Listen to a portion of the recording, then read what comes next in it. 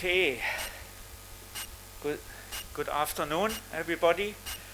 And good morning, good afternoon, good evening for people who listen online, wherever you are. My name is Martin Gummert. Maybe I can take that off because I'm here alone. My name is Martin Gummert, and I'm going to moderate that session this afternoon. I'm from the International Rice Research Institute in charge with mechanization and post-harvest. But before we go to the session, I would like to ask Raffaele Tallarico to give us some welcome remarks from DLG. Yeah. Thank you very much, Martin. And I thank the audience and also IRRI for organizing this event.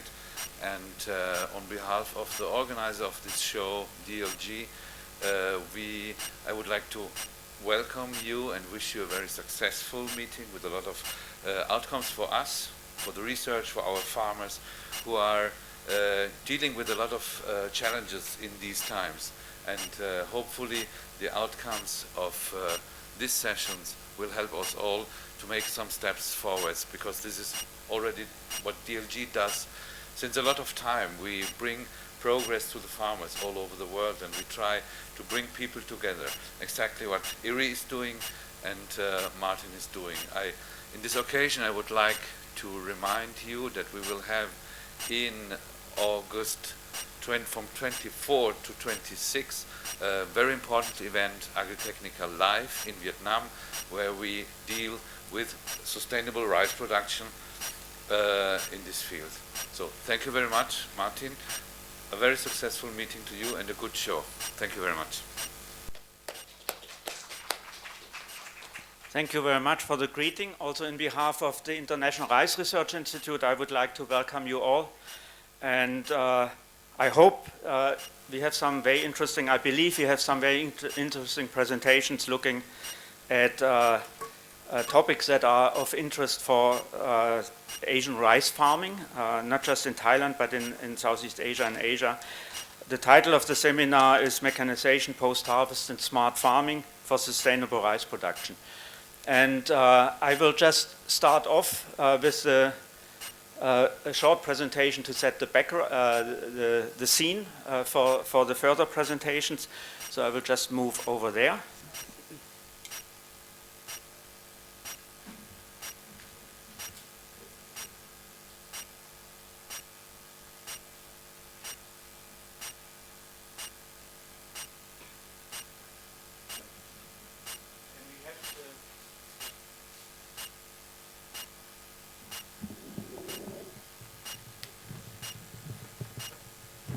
Okay, so yeah, we are looking at this whole event. AGRITECHNICA we're looking about mostly at mechanization post-harvest, and we want to do that in a sustainable way for sustainably producing rice.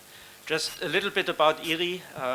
Some of you might not know that. I realized during the session yesterday that a lot of people who don't deal with us on a regular basis don't know IRRI very much. But IRRI is one of 15 international agricultural research centers. We are here on the right. Can you see that? No, okay. On the right, based in the Philippines, but we have offices in all rice-producing countries, and we are all now unified under what is called the one CGIAR, all the 15 centers. Rice farming. This slide shows a little bit what the situation is now. The field sizes are still extremely small, 1 to 2 hectares on average. There are bigger farms, but this is still very much the situation in most countries. Landless laborers were available everywhere, but they're getting less and more expensive. So labor shortage is a serious issue. We have an aging farming population. Nobody really wants to do rice farming anymore. And also because the men move for other jobs, a feminization of rice farming. And one of the big questions that we are asking ourselves is, will these children, will they continue to be rice farmers in the future? This slide shows some of the drivers for mechanization and post-harvest improvements. So there are stresses, biotic and abiotic stresses, drought, salinity, increased temperatures and disasters caused by climate change. There's population increase, still happening. It's anticipated 25% more in 2030 that need to be fed. Consumer preferences are changing, so there's more demand for better quality rice and more healthy rice, and also a big topic is sustainability, in particular with respect to climate change and looking at low carbon and sustainable production techniques. And most of that can only be addressed with improved mechanization, post-harvest and byproduct management. A new topic, I think you are all aware of that, so it's on Facebook and in the news all the time, is a conflict in Europe. And there's really a lot of people like the World Food Programme are warning almost on a daily basis that there will be serious problems with food supply in the years to come. So that's an additional aspect that is relatively new that we have to consider as well. So we need to produce more in order to compensate for some of the shortfalls. So mechanization, there has been a lot of mechanization since IRRI exists, 60 years. A lot of attempts, but there were also a lot of failures, and you can see some of them here. I don't want to go in details. And a lot of the machines that were introduced were just not suitable and were not used. And this shows a Ferrari in the IRRI farm. So the question is, do we have the right technologies for our target groups? So this one is definitely not the right technology for our farm. And so we have a lot of lessons learned from different projects. And yeah, I just want to list a few. So one is we still have very inefficient farming systems. That's production. We still have high yield gaps, which is the difference between what is possible to achieve and what farmers actually achieve. And post-harvest losses are still high. We have inappropriate technologies. I showed some examples earlier. Farmers have limited access to technology and so on. And then also there's a lack of horizontal integration, like for example farmers organizing themselves, for example in cooperatives, but also a lack of vertical integration sort of along the value chain, farmers linking to the millers and the traders and so on. And often in projects there is a lack of involving the private sector in project design, implementation and so on, and in order to ensure that technologies are being scaled out after the research ends. There's a lot of success stories also. Combine harvesting, I think you probably are aware of that. That is a huge success story. So that has been introduced in Thailand in the 90s, and now in Cambodia and Vietnam, basically almost all the area in the Mekong Delta and in Cambodia are mechanized. So there are also a lot of stories where we can learn from how mechanization can happen in a sustainable way. Combine harvesting basically cuts the harvest cost by half and provides business models for entrepreneurs for providing a service to farmers. Laser leveling is another one being done here in Thailand and in other countries for precision leveling of the fields. That's at an earlier stage. It's still being piloted and promoted, so not yet as advanced as combine harvesting. And the next challenge that we see is really crop establishment. There is a lot of manual broadcasting going on, and simple technologies being used that require very high seed rates. And that technology is available for transplanting and also for direct seeding, and we will hear later in the presentation about direct seeding. And that is starting at the moment being mechanized. So we see that as one of the key areas that we need to support in the coming years. In general, I mean, you have seen in the exhibition when you were there, there's a lot of talk about smart agriculture, about digital tools and so on. And I think what we need to look at is more integrated mechanization, looking at precision farming and digital agriculture. There are different technologies for that, land leveling, what I mentioned, precision seeding, for example, and so on. There are different technologies that are available, but they have not been integrated yet to a large extent into the rice production and post-harvest value chains. One specific example I wanted to highlight here, it's Easy Harvest. It's a tool like Uber where you can book cars. With Easy Harvest you can book a machine, a combine harvester or something like that. yeah, that is being piloted at the moment in the Philippines and in Vietnam, and it's being expanded to include looking at improving logistics, for example, for purchasing paddy and bringing it to the rice mills, and also combined with systems to look at smart storage. And just my almost last slide, post-harvest. Recording in progress. Okay. One slide for post-production. This is a bit complicated. It's a little bit small, but what we did was, on the top you see traditional post-harvest management options that farmers do in Myanmar. It's a lot of manual operations and it's a lot of delays in the post-harvest chain. In the bottom you see what we call best practice, and then you see in the graphs, the first graph shows the energy balance of the different systems. The first one, I think I better go up and try to show it. So this one is the energy balance, and the second one is always farmer's practice, and the first one is the best practice, and for the wet season and for the dry season. And you can see that basically this improved post-harvest management, the energy balance is not so much affected, despite the fact that you introduce energy use for post-harvest equipment. And the reason for that is that you reduce the post-harvest losses, which also consume energy for producing the grains. Greenhouse gas emissions. Oops. Can you put the slide? Thanks. Greenhouse gas emissions in the wet season, you can see that the best practice is lower than the farmer's practice, also in the wet season, in the dry season, and the same is for the profit. Profit for farmers is also better with mechanized systems. So despite the fact that you introduce machinery, you introduce fuel that you need for the mechanized operations, if you look at the whole crop cycle and do a life cycle assessment, it's actually the mechanized options give you better benefits in reducing emissions, in the energy balance, and also better economic benefits. So the other important thing is there's a lot of talk about sustainability and sustainable rice production, and I just wanted to highlight that here. There's a sustainable rice platform, and sustainability for us is in the three areas: economic, social, and environmental. We have to basically cover them all in order to make the technologies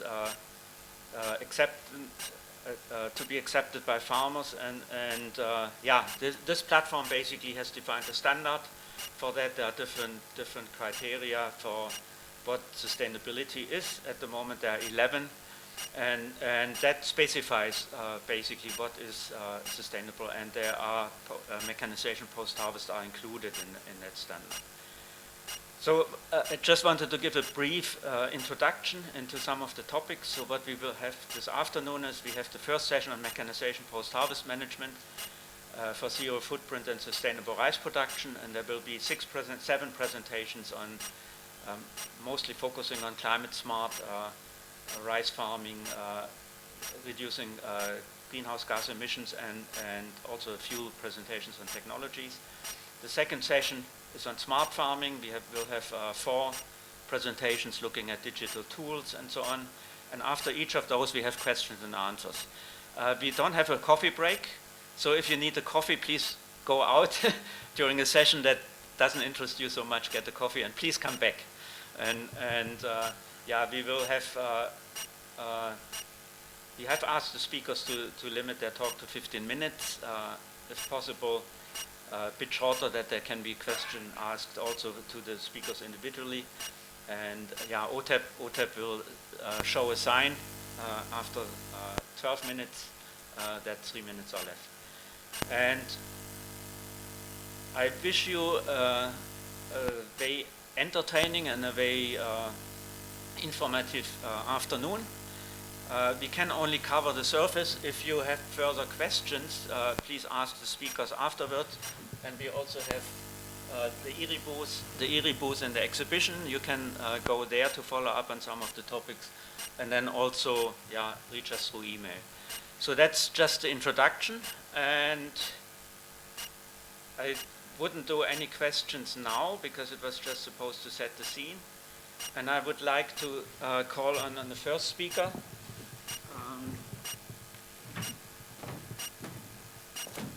So the first speaker is on a topic mechanization and post-harvest for supporting sustainable rice production. No, sorry, climate smart rice farming, experiences from the ground and potential for scaling. And the presenter is Ole Hendriksen.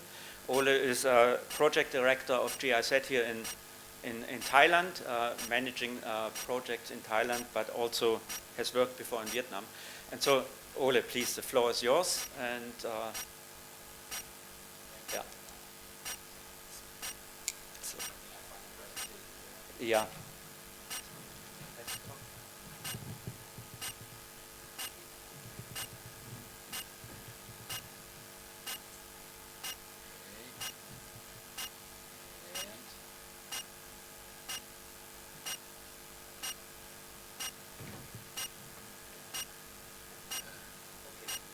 Is that good? No, can we make it full screen?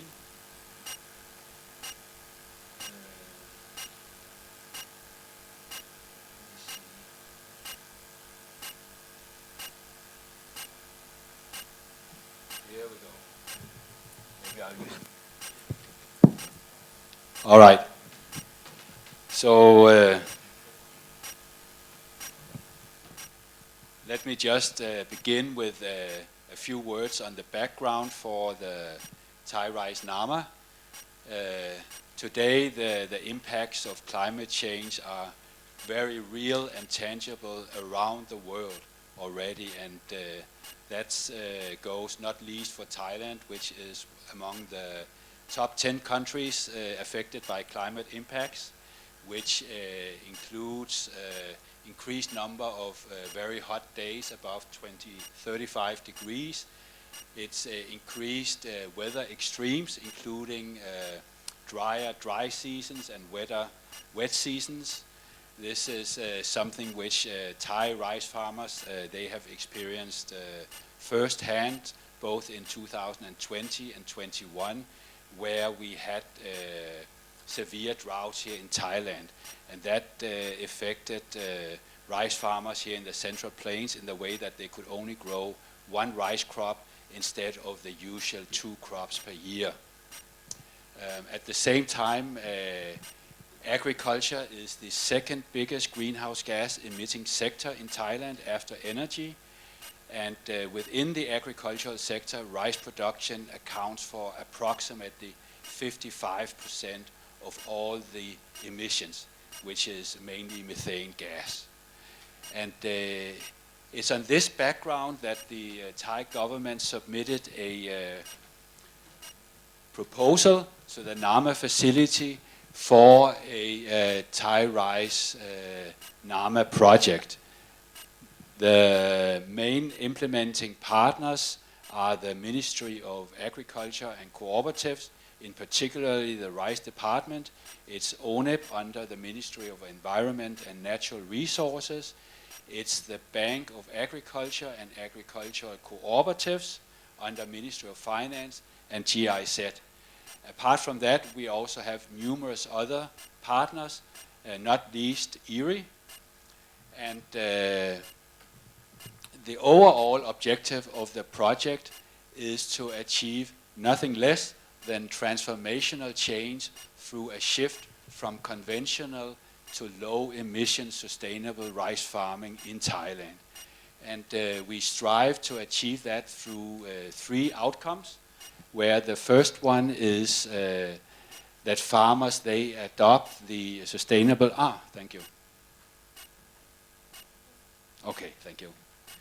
Farmers, they adopt the sustainable rice platform standard that Martin mentioned just before, or what we call GAP++ here in Thailand, and thereby reduce greenhouse gas emissions and also realize co-benefits.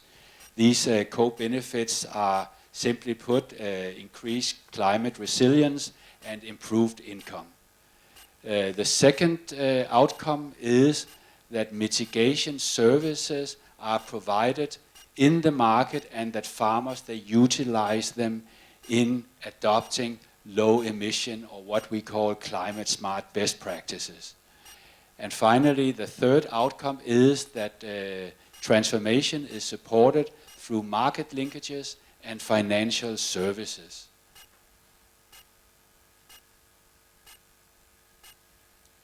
It's our target to reach 100,000 farming households in 6 provinces in the Central Plain. And this is an area of approximately 450,000 hectares of paddy fields with an annual rice production of around 4 million tons. And it's our ambition to reduce greenhouse gas emissions with the equivalent of 1.7 million tons CO2 over the 5 years implementation period.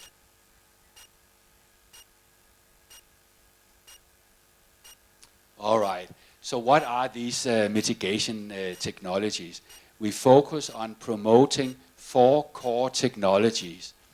The first one, and in terms of reducing greenhouse gas emissions, also the most important one, is alternate wetting and drying.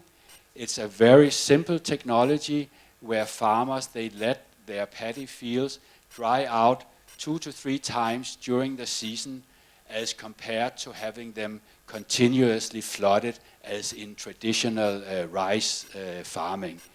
And this simple practice can reduce greenhouse gas emissions with between 30 to 70%.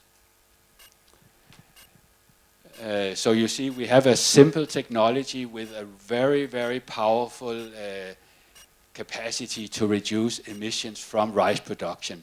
The second technology is laser land leveling, where we create a very even and level field.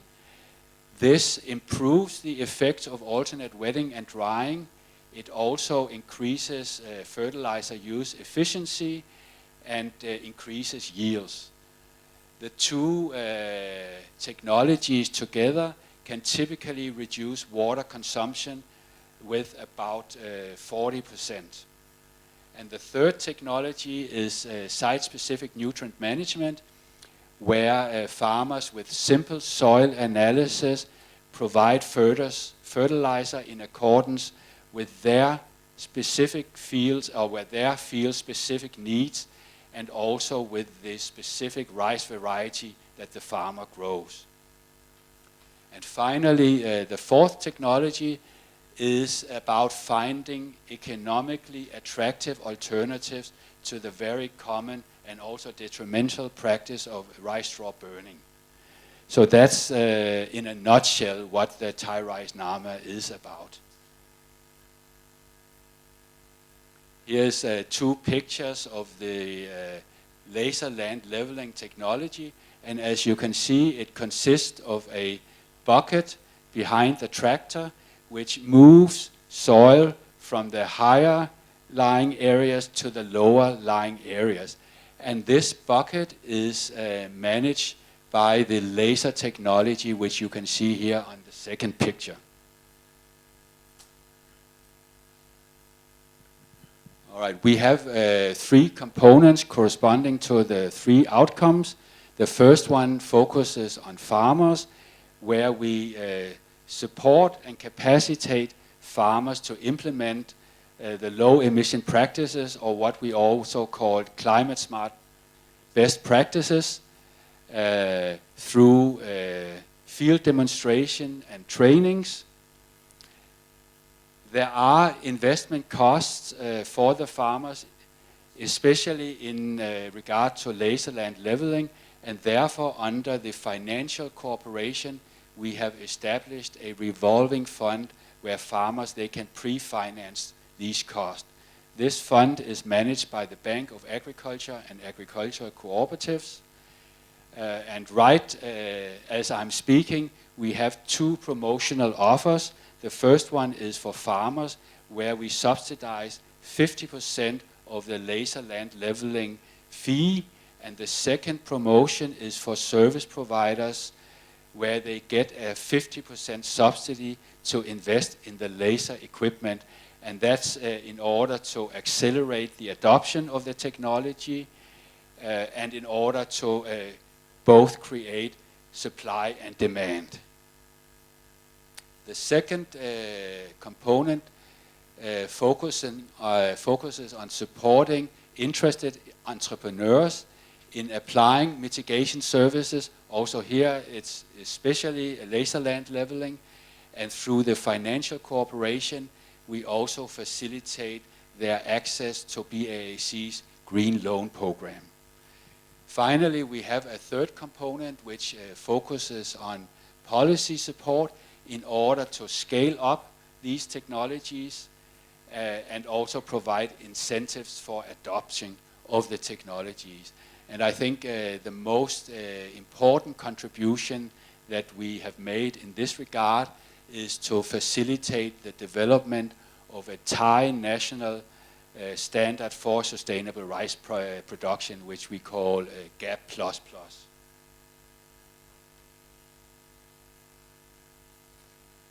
Maybe I should also say that under this component we also have strong linkages to the private sector, including international rice traders, in order to create a market for low emission and sustainable rice, and not least also to create market access for smallholder farmers. So far we have reached around 25,000 farming households, and by the end of last year they had reduced greenhouse gas emissions with the equivalent of 305,000 tons CO2. We are behind schedule, and there's mainly two reasons for that. The first one is the COVID restrictions which we have been facing the last 2 years. They have greatly restricted implementation of our field activities, especially farmer trainings and meetings. And the second reason is also the two severe droughts which I mentioned earlier. Then in close cooperation with IRRI, we have supported the Thai government in establishing a monitoring, reporting and verification system for emissions from the rice sector. And finally, as I mentioned before, we have facilitated the establishment of the Thai GAP standard, which was approved and adopted by the National Bureau for Agricultural Commodities and Food Standards this March, which we are very pleased about. Let me just conclude by saying a few words about a new project that we are currently developing with our partners for the Green Climate Fund. We call it GCF Thai Rice. And basically it's based on the work that we are doing under Thai Rice NAMA. We would like to let's say, to scale it up to 15 provinces and reach an additional 250,000 smallholder farmers. And in this way, we would like to carry forward the momentum for the from the Thai Rice NAMA project. We would like to extend also the scope to include climate adaptation. And finally, of course, we see this as a way to ensure a sustainable exit strategy for the Thai Rice NAMA. So that was a brief presentation from my side. Thank you very much. Okay, Ole, thank you very much, and thanks for staying in time. And I think we have time for one question. Does anybody have a question? So it was a very good presentation showing how research results, both laser leveling and alternative wetting and drying, originated with involvement of IRRI. And NAMA, Thai NAMA is a project that tries to bring that research results into the hands of farmers in Thailand. Any question?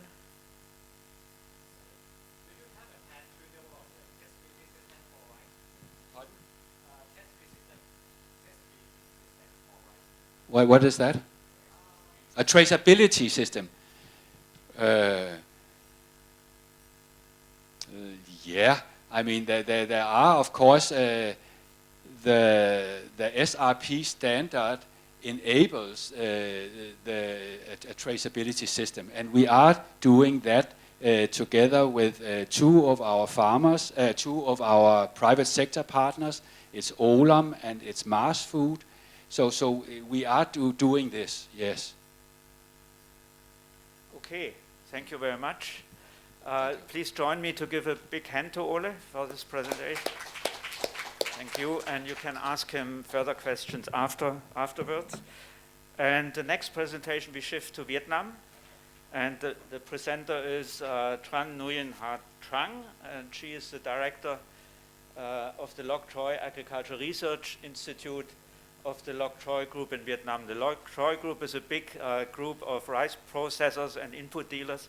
You can already come.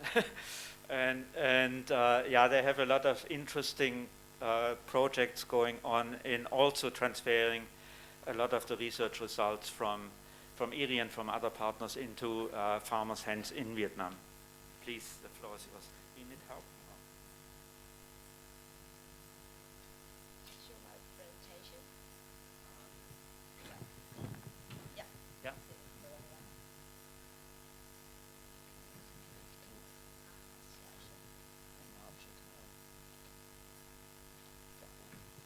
Can you switch screen?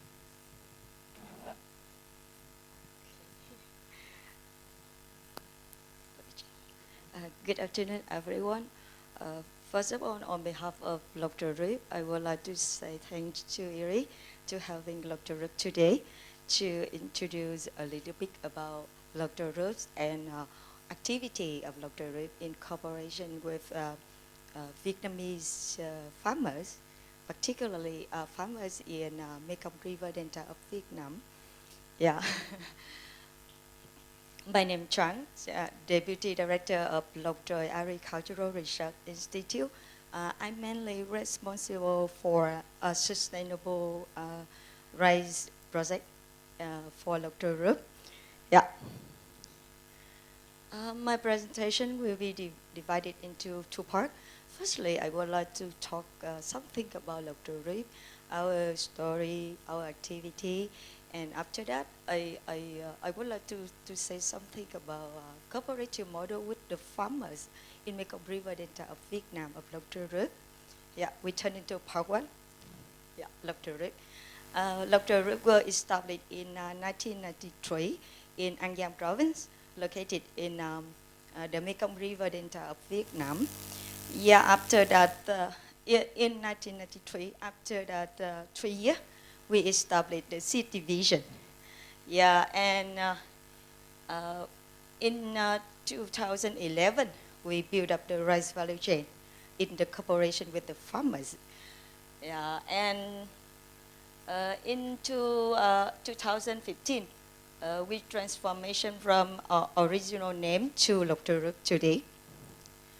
Yeah, currently Loc Troy Group have more than 3,500 employee, yeah, with 21 subsidiary, 21 branches.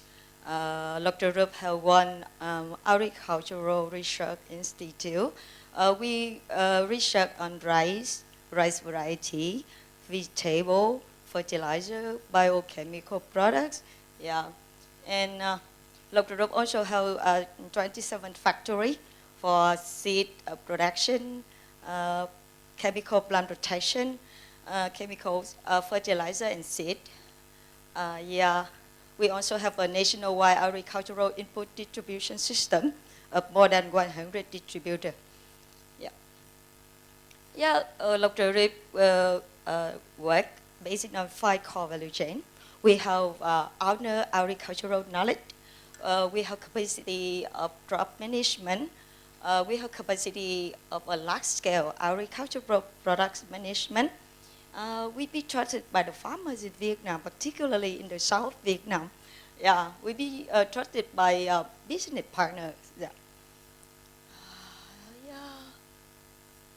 We during Loc Troy Group history, we always take our role in steering Vietnamese cultural towards sustainability.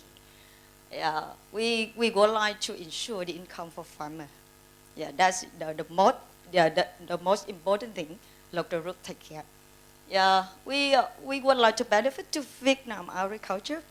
Uh, um, yeah, we would like to ensure stable income for farmer, of course. We provide on-site technical to help farmer to manage crop, to apply technology to farming. We train the farmer to adopt sustainable cultivation practice or the SRB standard. Yeah, we also apply crop protection solution for the farmer. Yeah, I would like to talk about typical rice value chain apply among LGG material area. Yeah, as you see the whole picture of the rice value chain we Dr. Rup build up during our activity. For the input, we provide the farmers the whole packet of product from seed, fertilizer, plant protection chemicals. We provide the farmer cultivation procedure like PPC procedure, how to use plant protection chemical right away. We have the farmer mechanization, like we bring, we gave the flour grown combine harvester or straw baler to the farmer through our cooperative. Yeah. We also have some model for cooperative production. Particularly, we have technical staff who work directly with the farmer to help the farmer to apply the new technology, new advanced technology or the standard. Yeah, via the input, we would like to bring the efficient and sustainable rice cultivation to the farmer. Yeah, we target to have the farmer to reduce 30% of seed, 30% of plant protection chemicals, and 30% reduction of inorganic fertilizer. That's our target. Yeah, and we hope that via our support, the farmer could have stable yield, increase their profits. The farmer could produce unit quality of rice.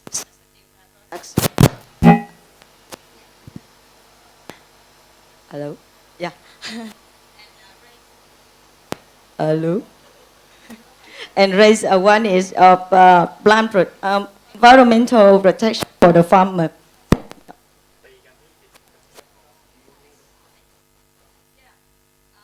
Back to the typical rice value chain that Dr. Rup built up with the farmer in the Mekong River Delta. To realize this value chain, Dr. Rup have the Dr. Agricultural Research Institute. In this institute, we issue the plant protection chemical procedure for the farmer. We research, we create new rice variety to help the farmer improve the use and ensure the quality of the rice products. Currently, Dr. Rup have some copyright copied. Yeah.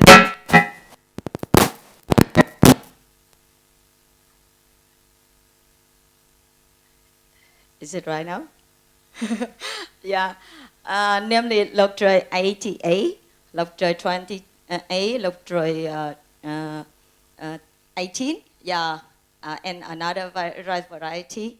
As you see, yeah, Dr. Agricultural Research Institute have Dinhan Agricultural Research Center for rice variety. We have some center for fruit and vegetable research. Yep. And Dr. Rup has seed division. This division responsible for the quality of the seed to provide for the farmer, like certified seed. Yeah. We have agricultural supplier division. We ensure to provide the drill one, fertilizer, chemical protection for the farmer. Yeah. We also have agricultural service division. This division mainly focus on to help the farmer to apply the new technology to have the farmer to adapt to sustainable rice cultivation standard. Yeah, we tend to expand to other up like vegetable, fruit tree, industrial plants, etc. Yeah, we also build up two application, mobile application for the farmer to access. We call rice doctor, rice hospital, and fruit hospital. Via those mobile application, the farmer can give can comment or give the answer or the question for our doctor. We call rice doctor or fruit doctor to answer what is disease, how the farmer can treat the disease or best. Yeah. So, okay. Dr. Rob has a 5 million factory across the Mekong River Delta, located in An Giang province, Long An province, Tân Hồng province, Đồng Tháp province. Okay, with total capacity 700,000 tons per year. Yeah, around 5 million factory. Dr. Rob has 7 rice material area. Yeah, we tend to develop the raw material in the direction of the linking agricultural production and consumption chain. Like we just organize the material area based on the order from the customer. Yeah. In 2020, we have 100,000 hectare planted area in cooperation with the farmer. Yeah, in 2021, it increased a little bit, and currently we in this year we estimate we will have 150,000 hectare planted area. Yeah, those rice cultivation procedure to meet export market requirement, like for the Europe, America, Australia and New Zealand, Europe market, Japan market, and Korean market. In this procedure, we guide the farmer how to use CBC, BBC, plant protection chemical right away to meet the requirement of chemical residue, of the market. Yeah. And yeah, based on those information, those activity Dr.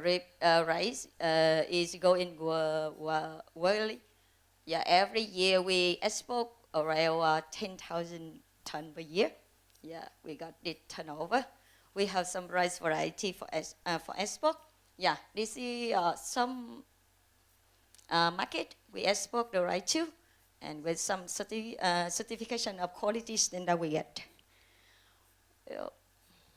It's okay, I would like to see some models that Dr. Rip implement now in the cooperation with the Mekong River Delta farmers. First of all, the SRB 100 model, with the purpose like this. Via this model, we would like to support the farmer to meet home requirement of the sustainable rice cultivation standard issued by SRB in 2013. Yeah, we were like the effectiveness of the model is enhanced awareness about environment protection of the farmer. We have the farmer to reduce chemical utilize. It really profits a little bit for the farmers. Yeah, we also have the no footprint model. In this model, we support the farmer to mechanize all stages in the rice cultivation process, from tillage, sowing, spraying pesticide to harvesting. Yeah, this model also have the farmer to reduce the seed, fertilizer, chemicals, and post-harvest losses. We also have the farmer to increase a little bit of profits. Okay, and we also cooperate with the farmer to install the meteorological forecasting station on the farmer fields, to collect the weather data, to have the farmer to schedule the fertilizing time, spraying time, or harvesting time. And we also cooperate with another IT company to build up an application for predict crop pests and disease. We also cooperate with IRRI, yeah, to do the pilot of the production process of organic fertilizer from straw. Yeah, we would like to popularizing the process to the farmer to help them treat the rice straw after harvest right away.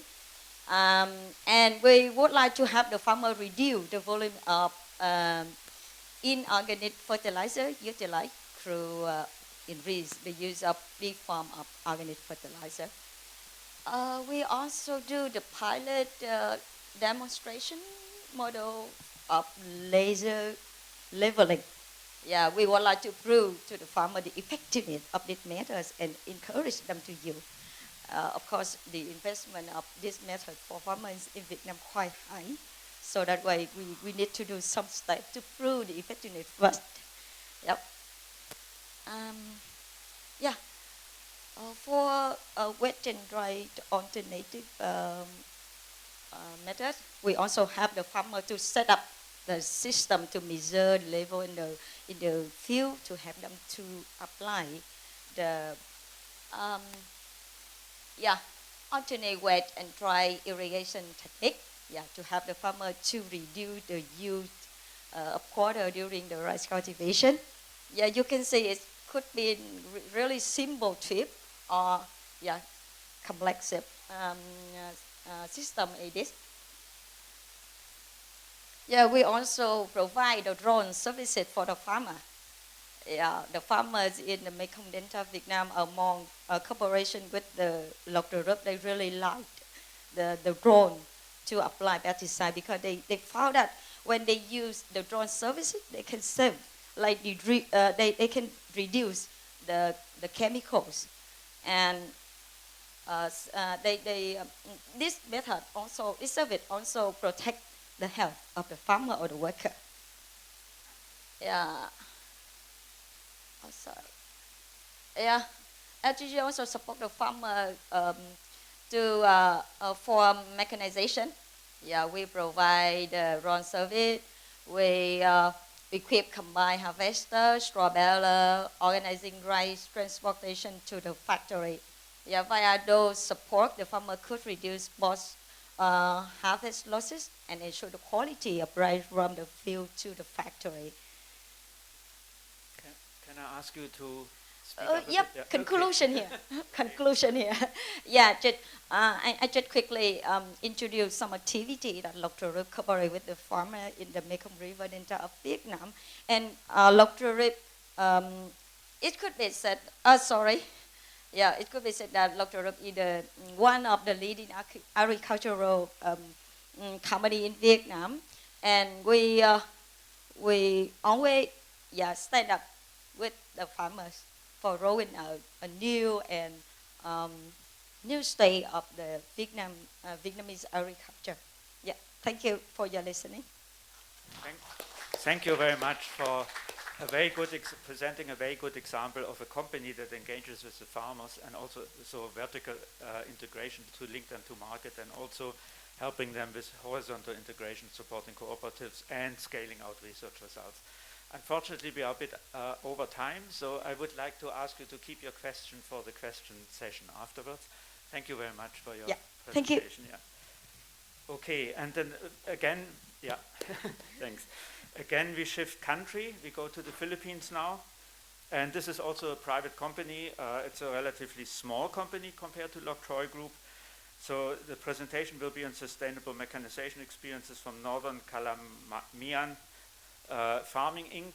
They have a fully integrated rice farm, fully mechanized post-harvest and also using the byproducts. And the presenter is the CEO, Thomas Albrecht. Thomas, are you with us? I think we need the online presentation now. Yeah, wait. Okay. What do we need to So, do? and then wait, share my screen. So, now nothing happens. Yeah, can everybody see the presentation? We see the presentation, but it's in not yet in full screen mode. but I think Mine is in full screen mode. yeah, I think Also mine here is in full screen mode. Also to the audience, apologies. Is it okay now? no, it's still sort of actually your screen showing the next slide, but I think we can go ahead like that. Can you read that? Yeah, we can go ahead like this. Okay, so I go ahead like this. So, good afternoon. My name is Thomas Albrecht. I'm a German national, but I'm living in the Philippines since 2001. I'm a geotechnical engineer by profession, and I came to the Philippines more for the construction issues and matters. And I started my farm 2008. And grow this up, and since a couple of years, I'm only doing my farm and Northern Calamian farming. Northern Calamian farming is a Filipino-German agri-enterprise which is aiming to combine ancient organic growing methods of rice paddy farming with smart agriculture practices, mechanization, and automation. Our vision is to make healthy, organically grown rice available and affordable for everyone. Practically, we do what was already mentioned several times today, initially by Mr. Henriksen. The only addition we are having is that during the wet periods in the fields of the AWD, the alternative wetting and drying, we are adding ducks, and the ducks are our insecticides and herbicides to do this as much as we can without pesticides. So here's a picture of me. This presentation is about our search for a modern and powerful tractor that a farmer can maintain by himself. So now imagine you want to lower the cost of rice. In the Philippines, as you can see here, we are the winner in this race. We are still today the winner in this race, even though this charts end in 2020. The production cost of rice in the Philippines is simply much higher than in Vietnam and in Thailand. And in my opinion, is this very much due to the widely lack of mechanization. The Philippines are working very hard on changing this, not only IRRI, also PhilRice and other organizations, but it is still a long way to go. So imagine you want to lower the cost of rice. And then you look at your fields, and your fields look like that. And a lot of fields like this in our area here are looking like this. In the northern part of the Philippines, in Nueva Ecija, it looks not as this, it looks more flat. But the first what you realize is that this is not the right field for adding a lot of mechanization because the individual plots are simply too small. So you realize that what you need is something like this. No? In some parts of the Philippines, you have this. In our area here, which we have chosen for certain reasons, is this not the case. So, but when you realize that this is what you need, then the next what you realize is that you need bigger tractors. Yeah, you need much bigger tractors. All the tractors I have seen also in the other presentations so far are really too small to put full mechanization in. When you think about mechanizing to the fullest, then what comes into places, this is only an example. Thank you very much, John Deere. You need a modern tractor which is powerful, which has the ability to add implements at the front and at the back. You need power takeoffs, PTOs in short, for implements at the back, at the front. You need spool valves where hydraulic flow is coming out and you can operate certain equipment and lower and lift this. These are all things you need. You need a 4x4 with differential, especially when you want to go to wet direct seeding, which is our direction. You need wide tires or even trucks, as you can see on this tractor, for the wet conditions you will work in. You need a compressor for air brakes on the trailers. That is all stuff which in US or in Europe is standard, but here is it not yet the standard. And as the fields can be farther and farther apart from your farm, you need also a tractor which is quite fast, at least 40, better 50 kilometers per hour on the road. So the next what you realize is that your mechanics and all mechanics around, are very well able to repair a tractor which is electric hydraulically driven. This tractor here has electronic. Yeah, this tractor has, for example, also AdBlue. You can see this on where the steps go up on the left side, the blue cap on the second tank. The right tank is for diesel and the left one is for Blue Art. Blue Art, for example, is not always available in the Philippines. So you realize that your mechanics are not really able to repair such a tractor, especially anything on the electronic.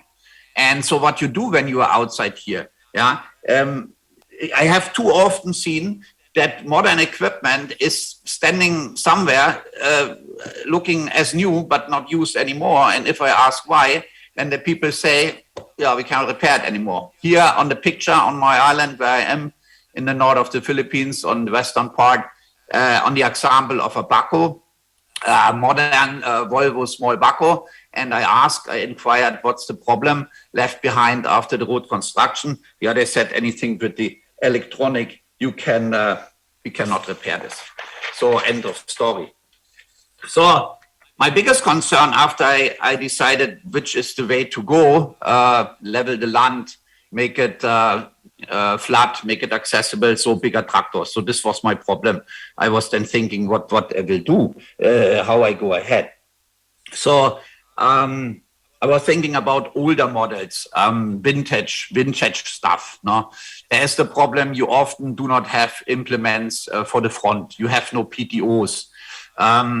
Spare part availability is a problem. No? That is your vintage already. You can't get this anymore. When you look at newer modern tractors, like for example Tata of India, then they have only up to 100, 120 horsepower, but you want 150, 200. Yeah, this is not even really available in the vintage sector. So I carried the problem with myself quite for a while. And then I remember this one day, I was a couple of years ago, a couple of more years ago, I was on a farm visit in Germany.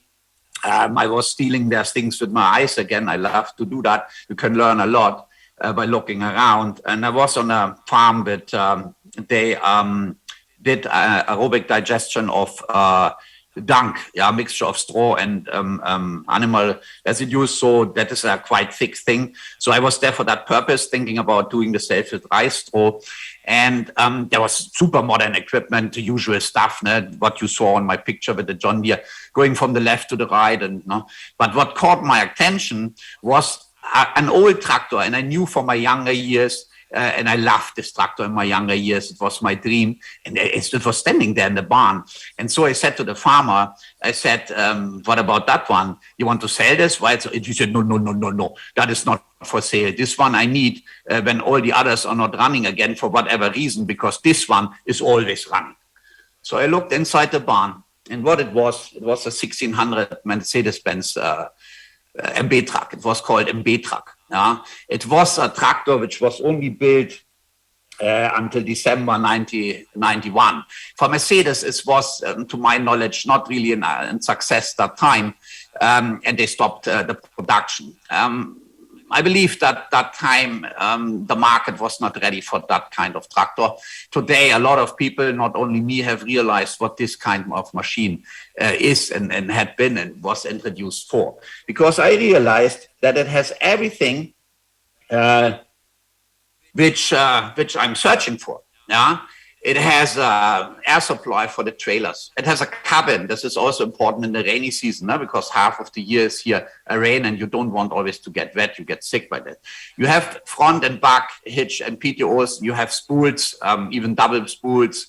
Yeah, the tractor is fast, 50. You can take out in the gear a lock, then you're up to 50. It has very high horsepower. This one here in the picture, 200. It has differentials, 4x4, everything. And one add-on is also, it has 3 usable areas, not only the area in front where you cannot touch something and at the back. No, you can also use the area behind the cabin for the way it is built and it is manufacturers. So I was very impressed with this tractor. So I decided, okay, we get one. So we got one, and I found in Germany somebody who's able to restore this. There are many people in Germany who are doing this, even in UK, Australia, South Africa. I found a lot all over the world. In the internet, for everyone accessible, are so many online shops for parts. It has become a collector's item in Germany.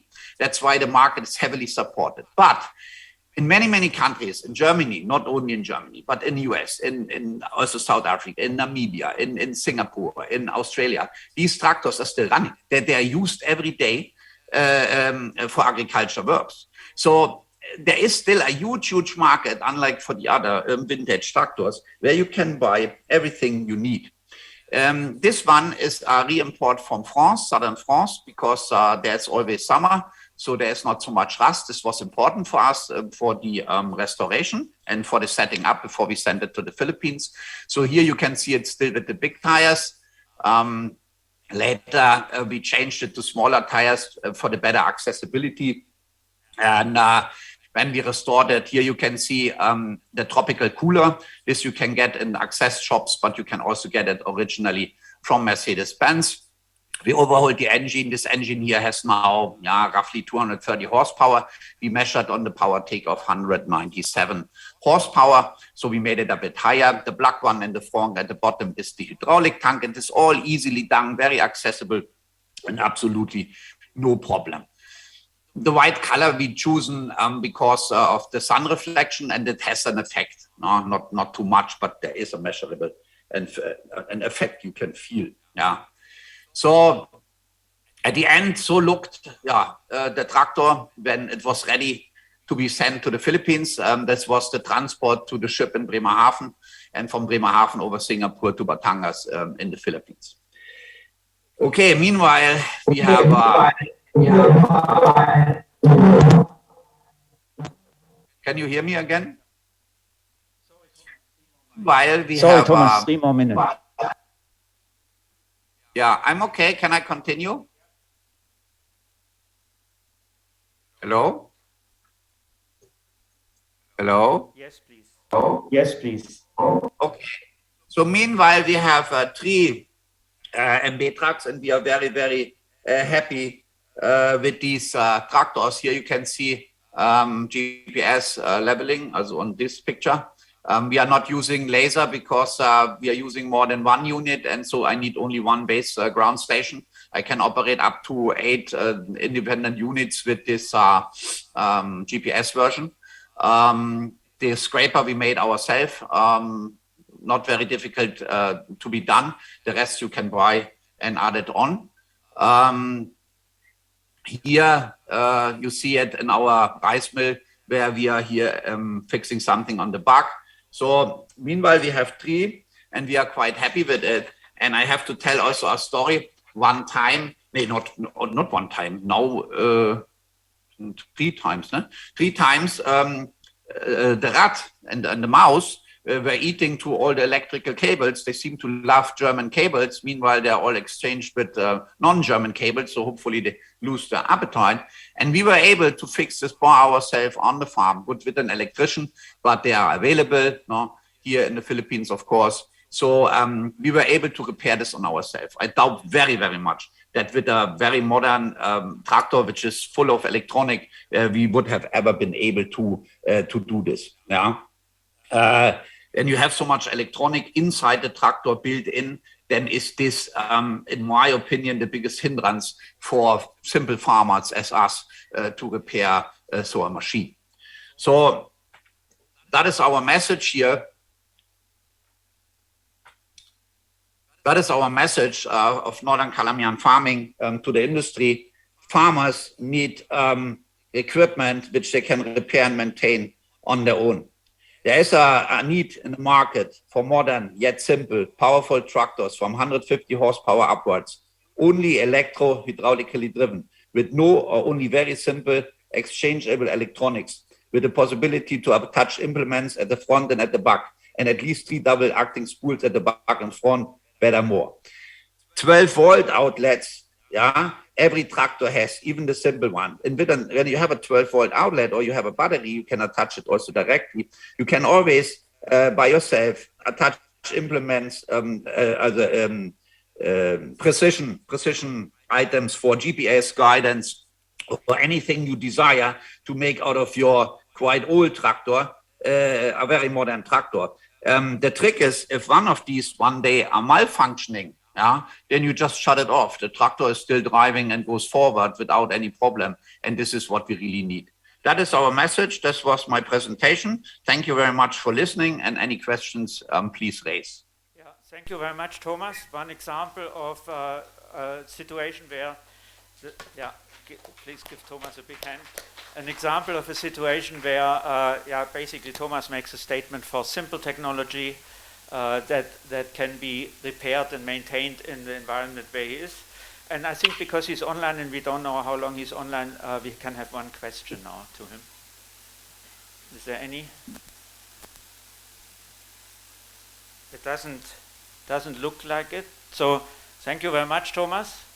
And, thank you. Yeah, and then we would move on to the next speaker, which is,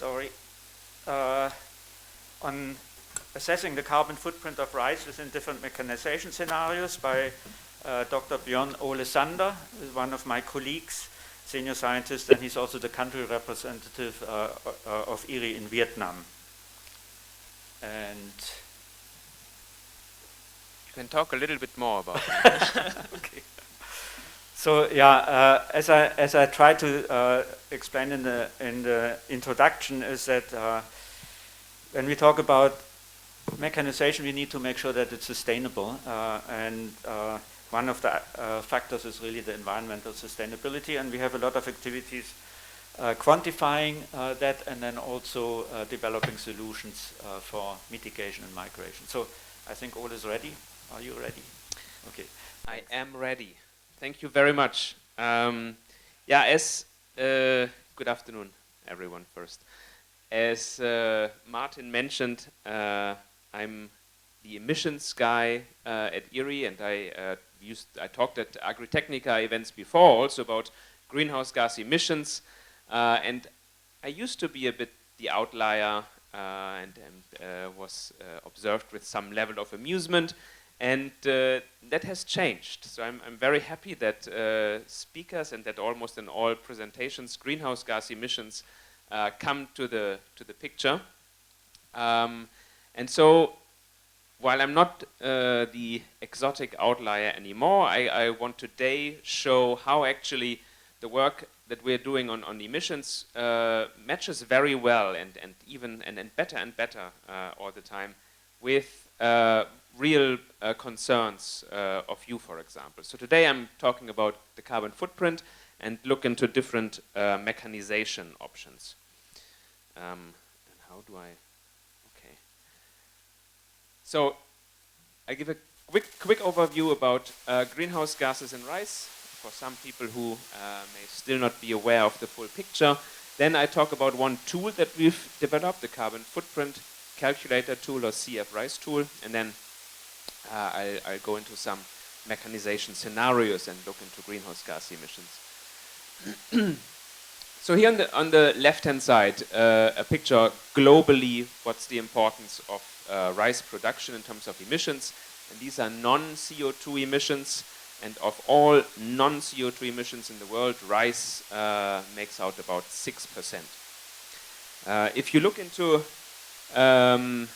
different crops, here wheat, maize, and rice, they provide about the same amount of calories in the world, but rice, of course, due to its farming under flooded conditions, has a much higher carbon footprint as wheat and maize. And here, what you unfortunately cannot see, you see me instead, which is not bad either, but what the information that is missing is if you compare in Southeast Asia the emissions from the rice sector and the emissions from the transport sector, you see that the amounts are similarly high. In some countries, the transport emissions are a bit higher, in other countries the rice emissions are a bit higher, but generally they are of the same order of magnitude. And of course we know that the transport sector receives much more attention in terms of mitigation, and maybe we have to switch the focus a little bit. Then also, quite important for this topic, the distinction between greenhouse gas emissions, which is really the absolute emissions that are that occur either in the field or also during different processes, measured in amount of CO2 equivalents per time, per area, so per hectare per year, for example. And on the other hand, the carbon footprint, which is the emissions also in CO2 equivalents, but compared to the amount of product. So we have two options here. We can either reduce the emissions or increase the amount of product to reduce the carbon footprint. And this is something that we've not really focused on a lot in rice. We have developed over the last couple of years a number of greenhouse gas calculation tools and other tools that help facilitate mitigation options and targeting of mitigation options. They can be accessed under ghgmitigation.IRRI.org.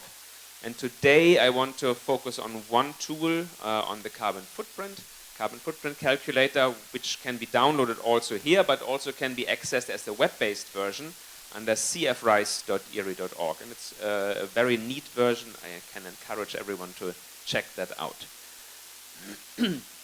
So the carbon footprint calculator it incorporates emissions from the field, and we know this is the main source of emissions. Most of the emissions occur during the growth stage, but also it covers all harvest and post-harvest processes, and that is harvesting, that is drying, that is storing, milling, and my colleagues from the post-harvest team, Hung and Martin, have measured in Myanmar and other countries losses that occur with different technologies that you can apply. You can dry rice on the road, you can dry rice with a flatbed dryer, you have different losses, and all that data we included in this carbon footprint calculator.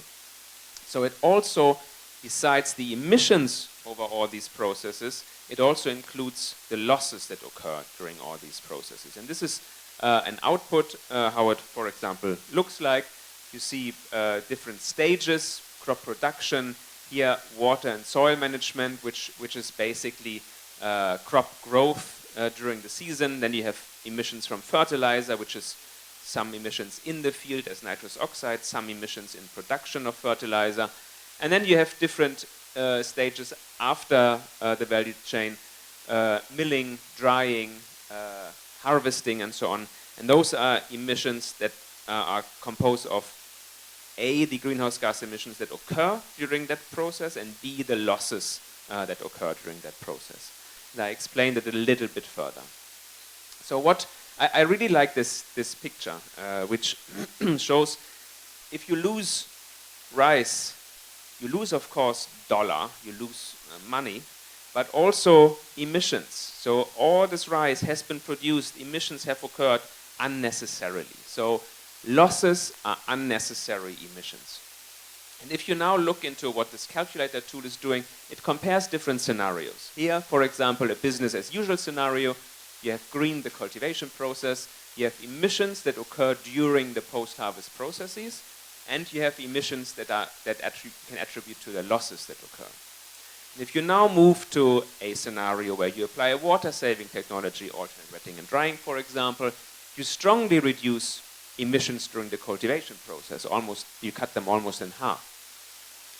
You do not touch emissions that occur during the post-harvest processes. It's the same emissions that occur, but you also reduce the emissions of the losses. It's the same losses that occur, but this rice has been produced under better conditions, so it's attributed to lower greenhouse gas emissions. So you also reduce these emissions. And if you then move to a best case scenario where you also improve your harvest and post-harvest practices and you reduce losses, you can further reduce the full carbon footprint of the rice. If you look into that in a bit more detail, you can also really compare the different stages of rice production. And here in blue, you see the amounts of greenhouse gas emissions that occur during these processes. and in red, the losses that occur. And we have different comparisons. For example, harvesting. You can annually harvest rice, or you use a combine harvester. And of course, you use a lot of diesel when you use a combine harvester, so the emissions are higher. But then you look into the losses, and of course, if you collect rice manually, if you harvest manually, the losses are very high. And you can reduce the losses quite substantially. And altogether, if you compare that, the combine harvester is the more climate-friendly solution. Same if you dry rice, you can use sun drying on the road, no emissions. And you can use a flatbed dryer. You need some energy to run that flatbed dryer. So there are some emissions. The losses are, of course, much higher when you dry the rice on the road. So here, altogether, the emissions are higher when you use the flatbed dryer, but of course, we know there are many, many benefits that point towards a flatbed dryer compared to sun drying on the road. This was basically the same picture in a bit more comprehensive way. You have a baseline scenario. The emissions under a mechanized scenario are probably a bit higher. Usually it's CO2 emissions from fuel combustion, but also the product, the quantity is higher under the mechanized scenario. So altogether, you lower your carbon footprint with mechanization. We've analyzed different mechanization options. I've showed already combine harvesters. We've also looked into transplanting. How can you reduce emissions when you switch from manual transplanting to machine transplanting? You use fewer seeds, so you reduce the seed rate, or here I think we compared to broadcasting, and with a lower seed rate and with reduced grain losses, you reduce the carbon footprint of your rice. And then also, we heard about it before, laser leveling, of course, which reduces inputs needed, which facilitates emission options like alternate wetting and drying, and is also altogether a climate beneficial mechanization option. You can also analyze different scenarios in terms of straw management, for example. And here I compare, and maybe this time we don't want to see me. We have a scenario with straw burning, and of course you need some chemical fertilizers. We also have a scenario with straw incorporation, where also then you need some chemical fertilizers, or we have a scenarios where you use the straw to produce compost, and we assume that you produce enough compost that you don't need chemical fertilizers. And what you see here is from the water and soil management, so emissions during the production, the emissions from the straw incorporation are much higher, because you know if you incorporate straw into flooded soil, it drives the emissions up. So it kind of doubles emissions, unfortunately.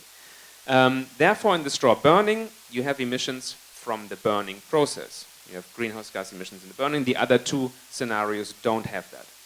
For compost, you need to bale the straw in order to get it off the field, and you have some emissions during the composting process. So all these we analyze and we compare this, and we see, okay, straw burning has lower emissions than straw incorporation. But of course, and this is generally the case. Straw burning from an emissions point of view is not so bad. It produces not much emissions. It's very bad, of course, in terms of air pollution and from human health aspects, and that's why we strongly discourage it. But from a greenhouse gas emission perspective, it's not so bad. Straw incorporation, you see from all that straw that drives methane emissions very high, and then you can see compost production has a relatively low carbon footprint. There is, of course, a need for baling. It's one of the, if you want to use straw and reduce incorporation and burning, you need to provide alternatives for straw use. Baling is kind of a key technology to open up new value chains, and there are various value chains available. Mushroom production is quite widely spread. Compost production we've heard about from Lok Choi. Very new, these kind of bioplastics, biodegradable products They are still in the beginnings, but a technology that I think has big potential. And so this is also an area that we now focus on more in terms of our emissions work. And that's my last slide. There's maybe some time for questions. Thank you very much. Thank you very much, Ole.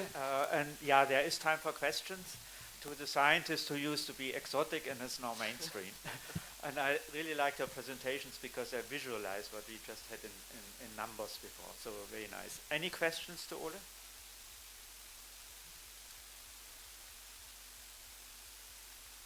No? Then the next speaker has more time. Yeah. There's also none online. So thank you, Ole. And yeah, the next speaker is again from Vietnam and talking about the challenges and opportunities for modernized and low carbon rice in Vietnam. Mr. Le Tan Tung, he's the Deputy Director General of the Crop Production Department of the Ministry of Agriculture and Rural Development in Vietnam.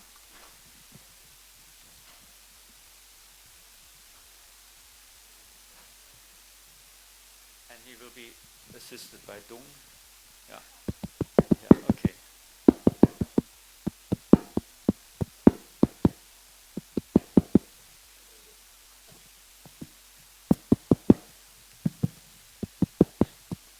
Hello, everyone. So my English is not good because I don't speak English. I present my report by Vietnam in Miss Dung Chan to English. Sorry. Alo ạ. Xin mời các bạn.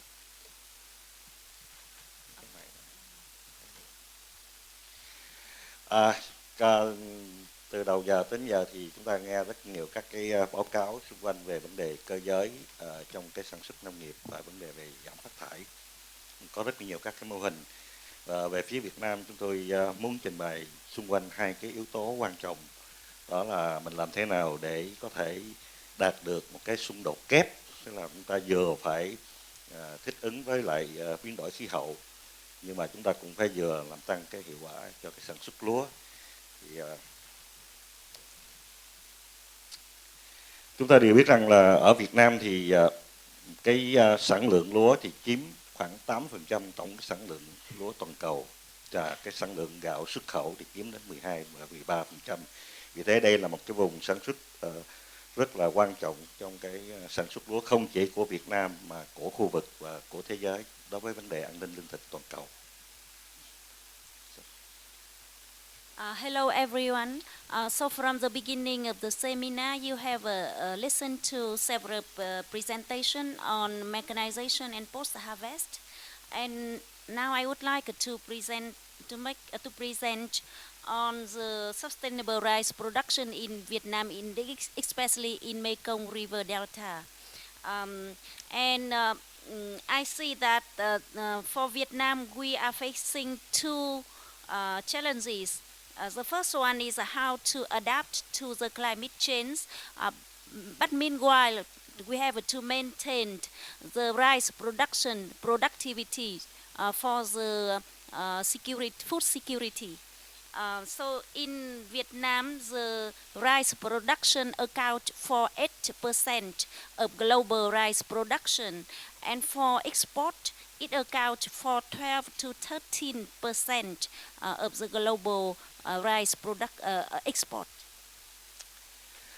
Đồng bằng sông Cửu Long của Việt Nam là một cái vùng sản xuất lúa trọng điểm của quốc gia Việt Nam và của khu vực, và nơi đây đang chịu những cái thách thức về xâm nhập mặn và ngập lũ, và hơn 1/2 diện tích canh tác lúa của cái vùng này là phải chịu về ảnh hưởng của xâm nhập mặn và ngập lũ trong hàng năm. So Mekong River Delta is the main center of rice production in Vietnam. However, it faces challenges of rice production in the sense of flooding, salinity and acidity. Và ngoài ra thì đây là một cái vùng mà có cái hầu hết là dùng đất phèn, không có thuận lợi cho cái sản xuất lúa. Vì thế rằng là một cái sự biến động đối với lại các cái yếu tố về thời tiết, khí hậu sẽ ảnh hưởng rất lớn đến cái sản lượng lúa với khu vực trọng điểm này. In addition, the area affected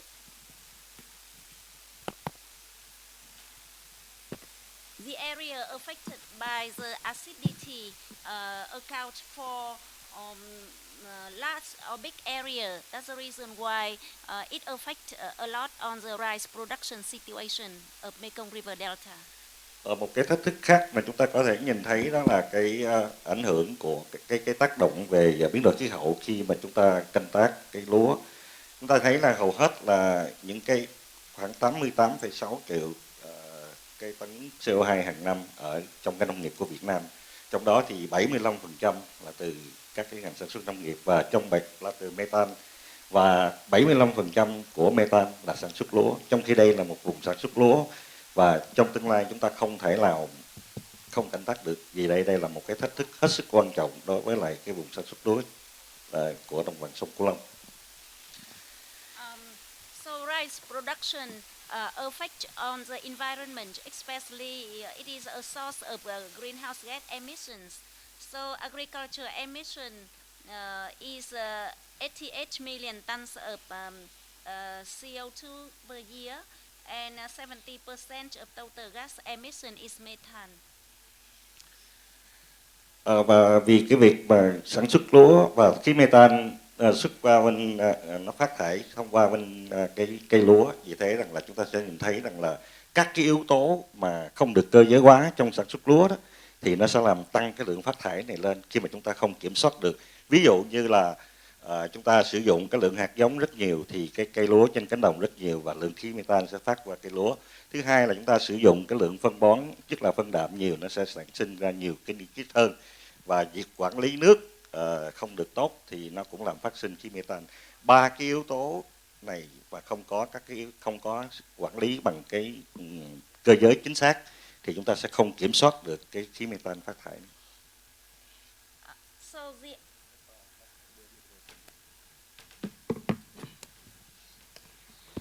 So the overuse of agronomic inputs due to the lack of mechanization, it creates the methane emission. And on the screen it shows the three factors which affect on the methane emission, which is manual broadcasting seeding, high seeding rate, and water management.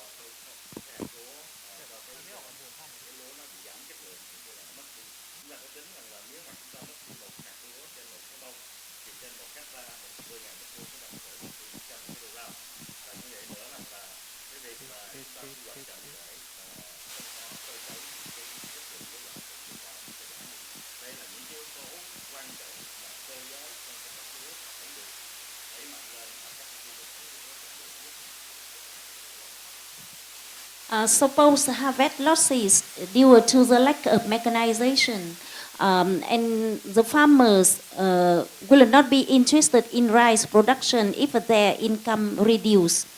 So there are three factors related to mechanization, which is the challenges on mechanization in Mekong River Delta now is the improper operation or the unoptimized logistics and delay of harvesting, and those challenges need to be solved and improved for the rice production in Vietnam, especially in Mekong River Delta.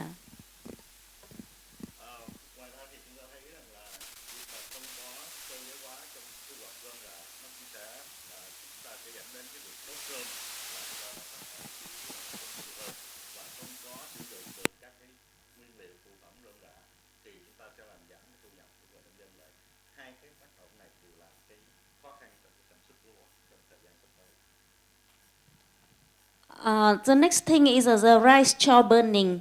And rice straw burning also creates the emissions, makes the emission increase, and the lack of mechanization and collection and processing based on rice straw also make the emission increase. Chính phủ Việt Nam thì cũng đã có những cái ký kết tham gia và cũng đã có những cái kế hoạch để làm giảm các cái phát thải khí nhà kính, và cũng có nhiều cái dự án đã được triển khai cũng như là thực hiện tái cấu trúc lại cái ngành nông nghiệp của Việt Nam với cái mục tiêu là có thể làm gia tăng cái sản lượng lúa gạo, tránh tác động đến cái yếu tố môi trường và làm tăng cái thu nhập của người nông dân. So Vietnamese government have a policy and work plan to prioritize emission reduction in rice production. So they have several projects on greenhouse gas emission, restructure of agriculture, and scale appropriate mechanization and reducing post-harvest losses. Và chúng tôi hoàn toàn có thể thực hiện được cái vấn đề này khi mà chúng ta có tất cả những cái yếu tố kỹ thuật về tưới ngập khô xen kẽ, chúng ta có những yếu tố kỹ thuật về có thể hoàn thiện lại cái quy trình canh tác, cũng như là có những cái sự hợp tác của các cái cơ quan chuyên môn ở trong nước cũng như là các cái tổ chức quốc tế. Thì trong sản xuất lúa ở đồng bằng sông Long với những cái khó khăn thách thức vừa qua thì chúng ta hoàn toàn có thể khắc phục được. So I do believe the emission reduction in rice production can be improved if we have the great cooperation with the professional agency or technical assistance from international organization, or applying the technical emission reduction techniques like AWD. Trong thời gian vừa qua thì chúng tôi cùng với lại tổ chức cùng với CCAP, cùng với IRRI, cùng với các cái tổ chức quốc tế, chúng tôi đã làm được những cái phần cơ bản của cái việc mà chúng ta ứng phó với những cái thách thức này. Phần cơ bản này là chúng tôi đã có một cái bản đồ về rủi ro khí hậu và kế hoạch thích ứng để mà chúng ta có thể ổn định được cái sản xuất lúa. Các cái chương trình về đẩy mạnh cái tưới ngập khô xen kẽ trên ruộng lúa, và cái thực hiện các cái hoạt động về kỹ thuật để đạt được các cái tiêu chuẩn về xuất khẩu qua các cái quốc gia khó khăn, hoặc là các cái quốc gia mà có những cái điều kiện bắt buộc, ví dụ như là các cái kỹ thuật canh tác như là 1,5 giảm hoặc là SRB. During the last few years, under the cooperation with CCAP program, IRRI, and other international organizations, we have carried out some program or some technical application like climate adaptation map, or we call CS map, or alternate wetting and drying practices, or 1/5 reduction and SRP. Tôi rất là cảm ơn các cái tổ chức đã hợp tác để chúng tôi thực hiện các chương trình này, và chúng tôi hy vọng rằng là trong cái thời gian sắp tới thì chúng ta sẽ còn phối hợp với nhau tốt hơn nữa để triển khai các cái hoạt động làm giảm phát thải khí nhà kính cơ giới hóa đồng bộ trong sản xuất lúa. So we really appreciate the cooperation with different partners during the last few years, and we look forward to the more fruitful cooperation in the area of emission reduction, especially in rice production in Vietnam. Chúng ta thấy rằng là các cái kỹ thuật canh tác và cần phải cơ giới là rất quan trọng cho chúng ta đạt được các cái việc mà giảm phát thải khí nhà kính cũng như là tăng cái thu nhập cho người nông dân. Và một trong những cái hoạt động cơ giới quan trọng nhất là săn phẳng mặt ruộng.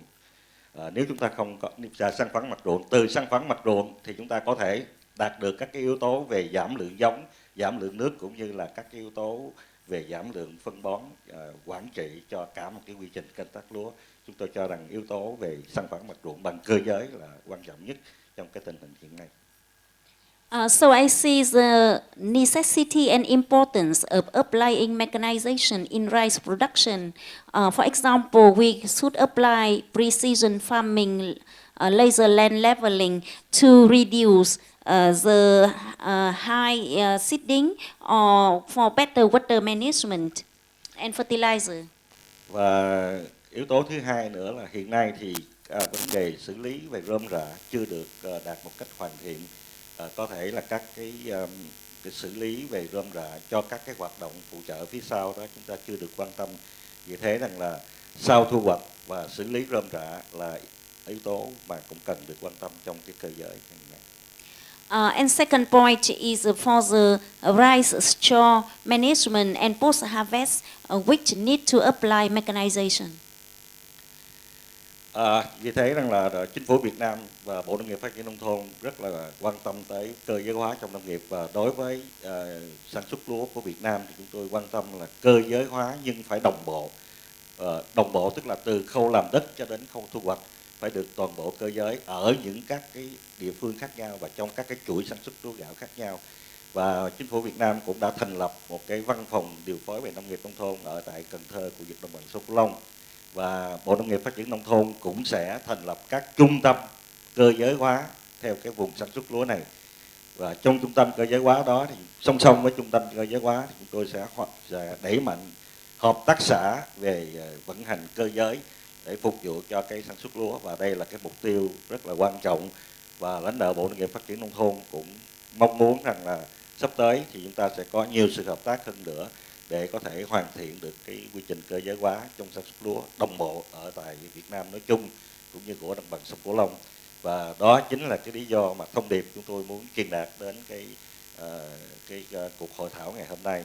Và chúng tôi cũng rất mong sẽ nhận lại được cái sự phối hợp trong các cái hoạt động vào tháng 8 tới với cái sự kiện AGRITECHNICA Live ở Việt Nam. Chúng tôi sẵn sàng cùng với lại các cái đối tác thảo luận để mang lại những lợi ích tốt nhất cho cái khu sản xuất lúa trọng điểm này. Xin cảm ơn. So lastly, Vietnamese government and Vietnam Ministry of Agriculture and Rural Development give a priorities in applying mechanization in the rice production. But I want to stress here, the mechanization here is the synchronous or scale appropriate mechanization applied for the whole value chain. Recently, Vietnamese government established a coordination office located in Mekong River Delta, and we also aim to establish mechanization centers located in different ecological regions in Vietnam. Recording in progress. For different crops. We also plan to apply mechanization for cooperatives in Vietnam. And so we do expect to have a cooperation from different stakeholders in the area of mechanization, especially in rice production in Vietnam. And we would like to highlight our event AGRITECHNICA ASEAN Live to be organized in Mekong River Delta in Cần Thơ province from 24 to 26 August with the theme of mechanization for sustainable production, and we welcome you to join this event. Thank you very much. Thank you very much for this overview on the situation in Vietnam, and it's really good to see that the Vietnamese government picking up all these technologies and promoting them. And thanks also for highlighting the event in August. Is there any quick question? No, everybody's already exhausted.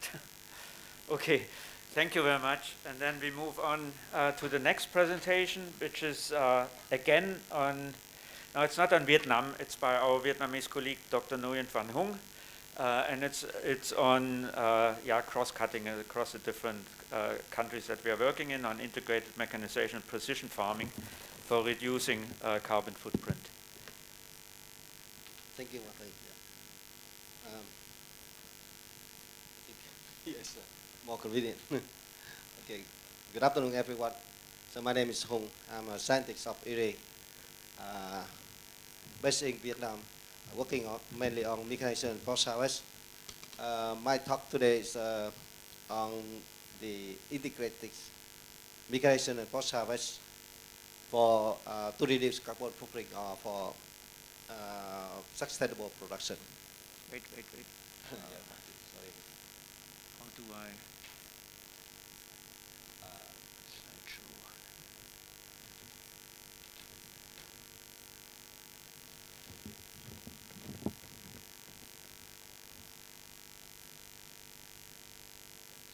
I will overview very quick or briefly about my job problem and challenges, why we did make integrated mechanization and precision farming, where and how can we reduce carbon footprint. Actually, Dr. Ole said already mentioned or explained some about that, and some innovation or solutions for the integrated mechanization and precision farming for reducing carbon footprint.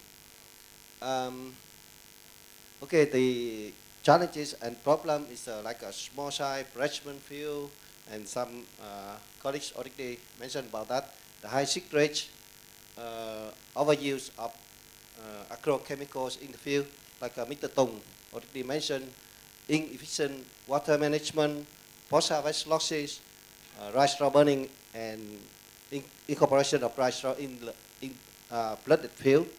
All that one leads to high carbon footprint, and Dr. Ole Sanders already explained about that.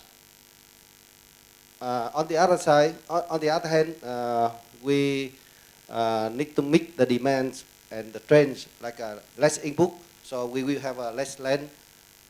We have to do less chemical application, etc. But we need more food, like FAO estimated that the food demands will be double in 2050. So we have about 9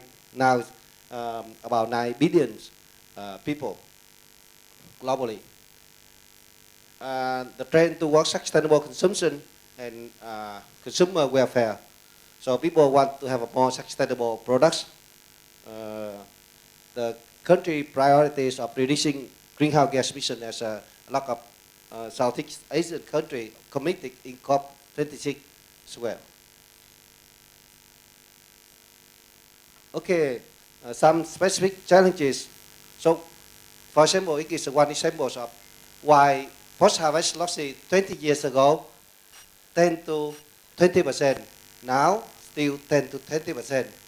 A lot of development, a lot of improvements and solutions. And why? Because 20 years ago, there is no combine harvester. That caused high post-harvest losses. Now, 100% combine harvesters, the harvesting applies 100% of combine harvester, but still losses because of, for example, in the Mekong River Delta of Vietnam, sowing at the same time, intensive harvesting. So the time of harvest is only 1 week, so not sufficient capacity of harvest and also drying. So it puts forward backward to the farmers and the traders. So delay of harvesting or early harvest or late harvest lead to high post-harvest losses. Even we have a combined harvester.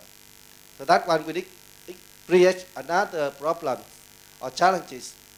So we need to solve that, like optimize logistics. So the IT will help that.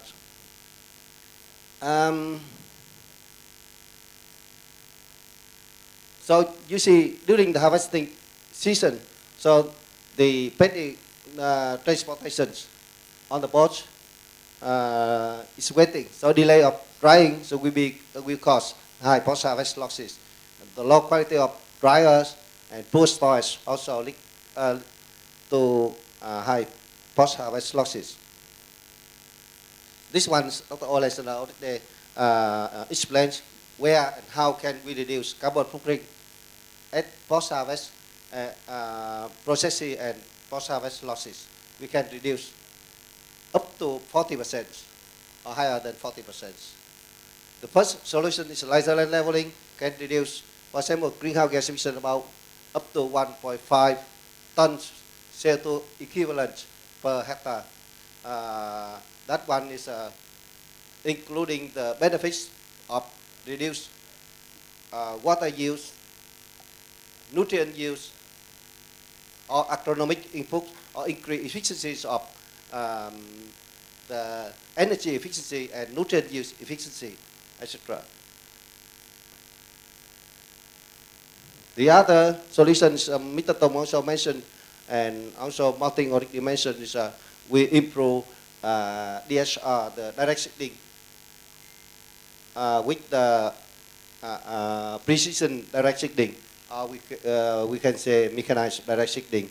So this one we successfully tested in the Mekong River Delta of Vietnam, and it can reduce more than 50% of seed rates, and reduce seed rates higher precision of direct seeding. It means that it leads to reduce fertilizer inputs, pesticides, because we reduce disease, risk of disease or insect. So we reduce pesticides use. And these machines, I think our colleagues, Igor from IBV company, we also talk about the machines. The solution for drying and storage, so the works between IRRI and our country partner, like from Vietnam, Nông Lâm University, Dr. Hiền is sitting here. He is one of the pioneers in promoting post-harvest technologies in Vietnam and Southeast Asian countries, like a flatbed dryer, columnar dryer, two-stage drying system with columnar dryer and fluid dye-based dryer, the hermetic storage at the farm scale and also the industrial scale. So we are at the moment working with Great Pro and Lofter to test the hermetic storage at the industrial scale. And dry store, Mr. Tong also mentioned about that. So we have a project in Vietnam to develop and promote the rice straw innovation. So for good rice straw, we use to produce mushroom and also cattle fodder. But the low quality rice straw, like a wet straw or compost or the byproducts after rice mushroom production, waste from animal productions. So that one we can produce compost or organic fertilizer, and some urban agriculture products, such as you can see there is the products of compost, and we call biodegradable plant box or bioplastic.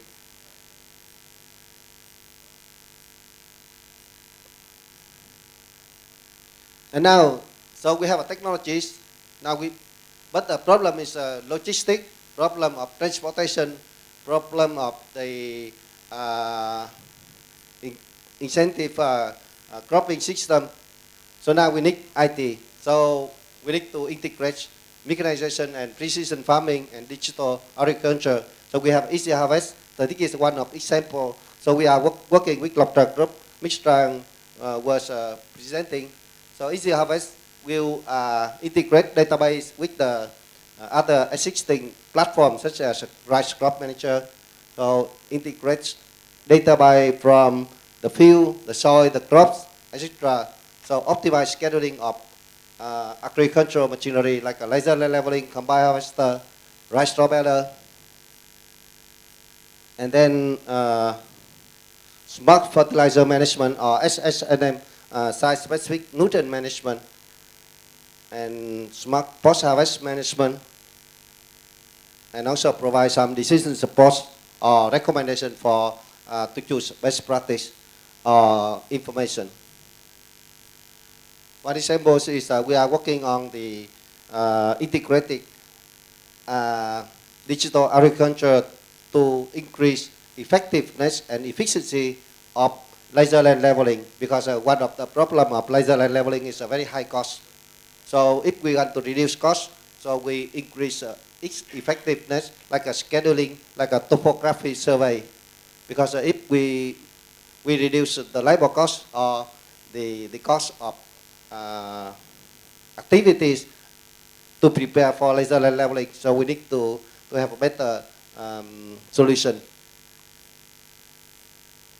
And then Easy Harvest, this one we already tested in the Philippines for the agricultural search, we call nearby search machinery, and for the wet paddy logistic of Lofter Group. So we are working with them, and we tested last year, and this year we still continue the development of Easy Harvest for optimized wet-bedding logistics. So this one is similar like Uber but integrated with the post-harvest management knowledge, and then we optimize. For example, it's a priority of drying, transportation, and harvesting together, matching together, and then optimize the logistic system. And this is for storage. So the smart storage. So it will inform the safety storage time, the what insect, what are the risks of the insect at the storage, or inside the silo, or inside the storage bag. So here in the app, you can see it based on the data of the environment, of the time of storage, moisture content. So it will inform the insect, the risk of insect, and also the environmental parameters or information, and the time of storage, self-storage time. Okay, lastly, so this one is we are working to develop an integrated farm clustering model. So from the beginning to the end, so from the inputs to the trends, the markets. So the inputs really have some technology and app such as laser leveling, mechanized direct seeding, the rice crop manager app, that is site-specific nutrient management, the IWD, the water management, and then easy harvest for harvest and post-harvest, logistic, and we are working on the green circular rice straw-based green circular economy, and also integrated with the CSMAP and NSM of Mr. Tung. He's one of the co-authors of that one. And we, based on this, so the CF rice calculators or CF rice tools introduced by Dr. Ole Sander, and then we can produce the, we call QR code label or traceabilities, track and trace solution to increase the rice quality or reputation. Yeah, that's all. Thank you very much. Thank you very much. So we have a minute for questions. So Dr. Hung was presenting some of the things that were presented before by other presenters, but then also what's going on right now in terms of taking those technologies and also the digital tools to the next step. Are there any questions or comments? There's one in the back. There's a microphone.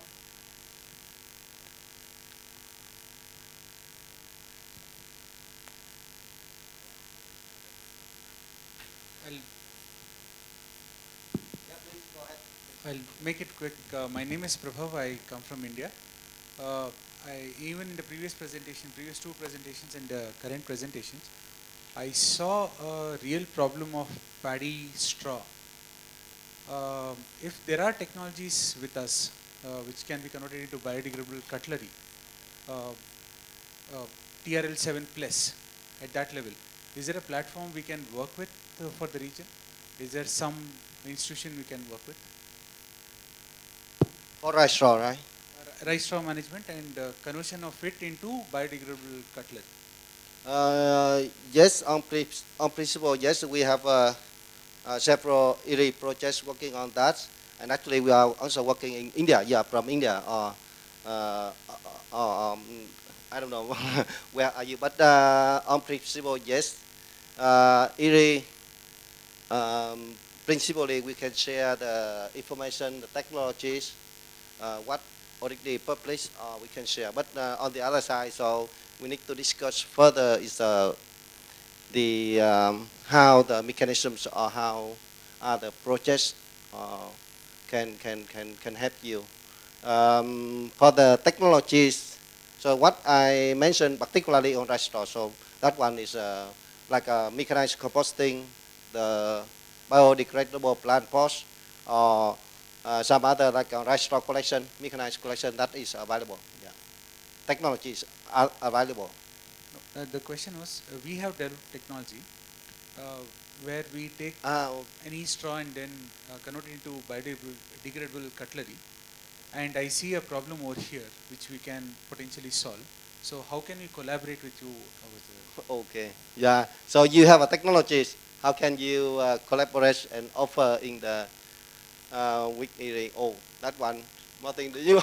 Well, I got this question the last day and today also many times. So people come and say, how can we collaborate? I think the first step is to share information about what you have, what you are doing with us and with our partners also who work on the topic.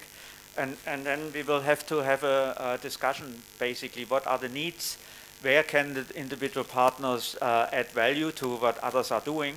And then at the end of the day, either we have initiatives where that can be integrated, or we will have to write proposals, joint proposals, in order to get some funding for the activity.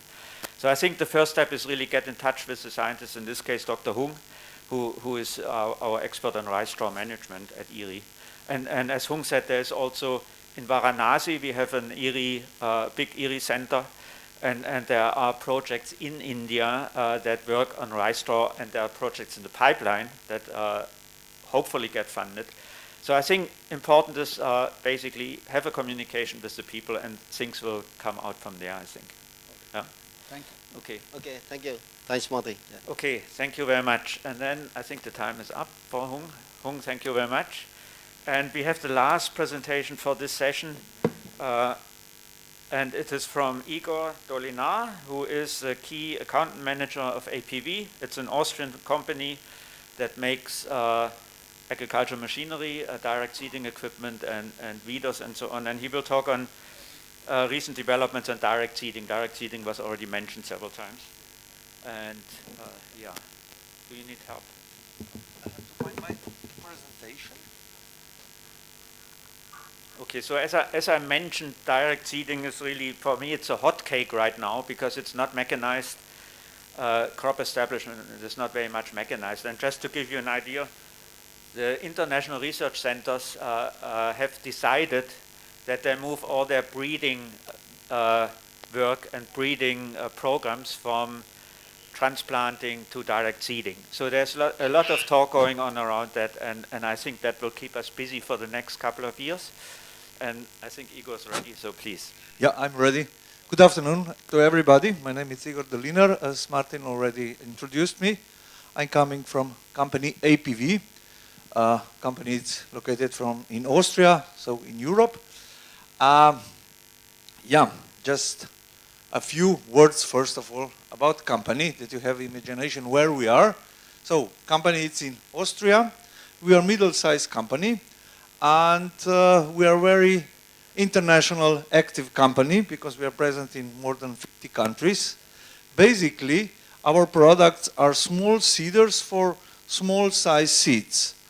And here, especially in Europe, we have a huge market in that area. But we have entered in a rice establishing business, let's put it so, also because our seeder can be adapted for a rice seeding. And with help of IRRI Institute, we studied a little bit how we can adapt our machinery. And here are some facts which were very important for us when we were preparing the machinery for direct rice seeding. First of all, we figured out, rice is one of the 3 leading food crops. It is also a staple food for half a population on the world, and the production is rising. Here, it's also the table with the biggest manufacturers of the rice, and as you can see, the Southeast Asia countries are very high on this level. For us, as for the manufacturer or developer, was also 2 facts interesting. One is that the sizes of the fields are in average very small ones. Why was for us that interesting? because our machines are also small ones, so you don't need a big capacity machines. The other important fact was when we figure out that the yields in the world, they vary very much. As you can see here, from 1 ton per hectare up to 10 ton per hectare. That means the mechanization probably it's the best answer to increase the yields as much as possible. Then with this, our investigation, we also figured out that 3 main elements are important at the establishing rice and afterwards effects on the yield itself as well. First is quality of the seeds. Seeds should be without diseases, without mechanical injuries. It should be also without particles present. Second, very important factor is the one where we maybe play can play one of the major roles is that we should take care that the contact between the seed and soil, and especially water in soil, it's good enough that seeds can absorb the moisture to germinate. Seed should be placed also on the proper depth, and of course in let's say quality soil without too many pests present. And then the third factor is, because there are more technologies, more known also to you, is the technology which is used. Of course, there are some local specialities, soil types effect also on that. And so the seeding or establishing technologies which are present now mostly, and this one is the most present on the world, is still the transplanting. It has some bigger minuses. Of course, it is very labor intensive. It is using a lot of water, and it is destroying also the soil health, puddlings themselves, because they break the pores in aggregates, they destroy soil aggregates.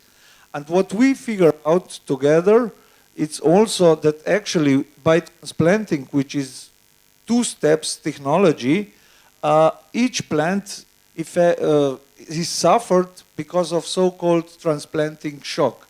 And that's the reason why also the crops to get mature, it takes a little bit longer. So the technology which is also, I believe, the technology of the future for the rice is direct seeding rice. And as you know, it can be applied in dry or in wet conditions. And for now, for the moment, we know some major technologies used. In dry, you can use it like a broadcasting. As on the first picture you see, it is the manual broadcasting.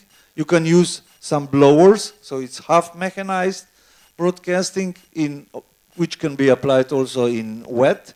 In wet, it's also possible to be applied well-known so-called drum system, but it is a still technology which is half a manual technology. You simply have to pull the drums behind you. The only, what we figure out, available technology at the moment now are so-called super seeders. There are actually mechanical seeders, but they have one other problem, because they are heavy, and you can use them mostly only in the dry seeding. So in wet conditions, probably because of their weight and weight of the tractor, the whole composition would sink. So, and here is our part, what we considered. So, as I told in the beginning, our seeders are light, and because they are not heavy, we can apply them in dry and in wet.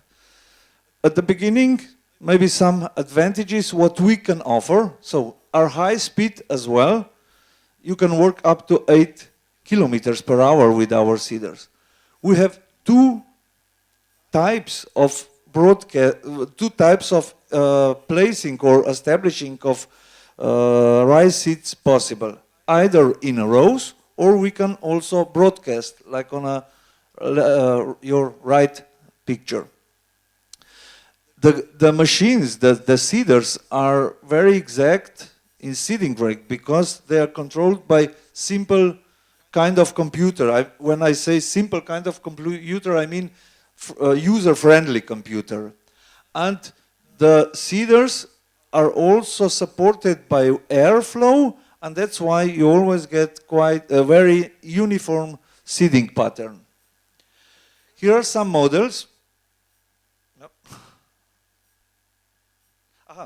First of all, that you understand how our machinery is working.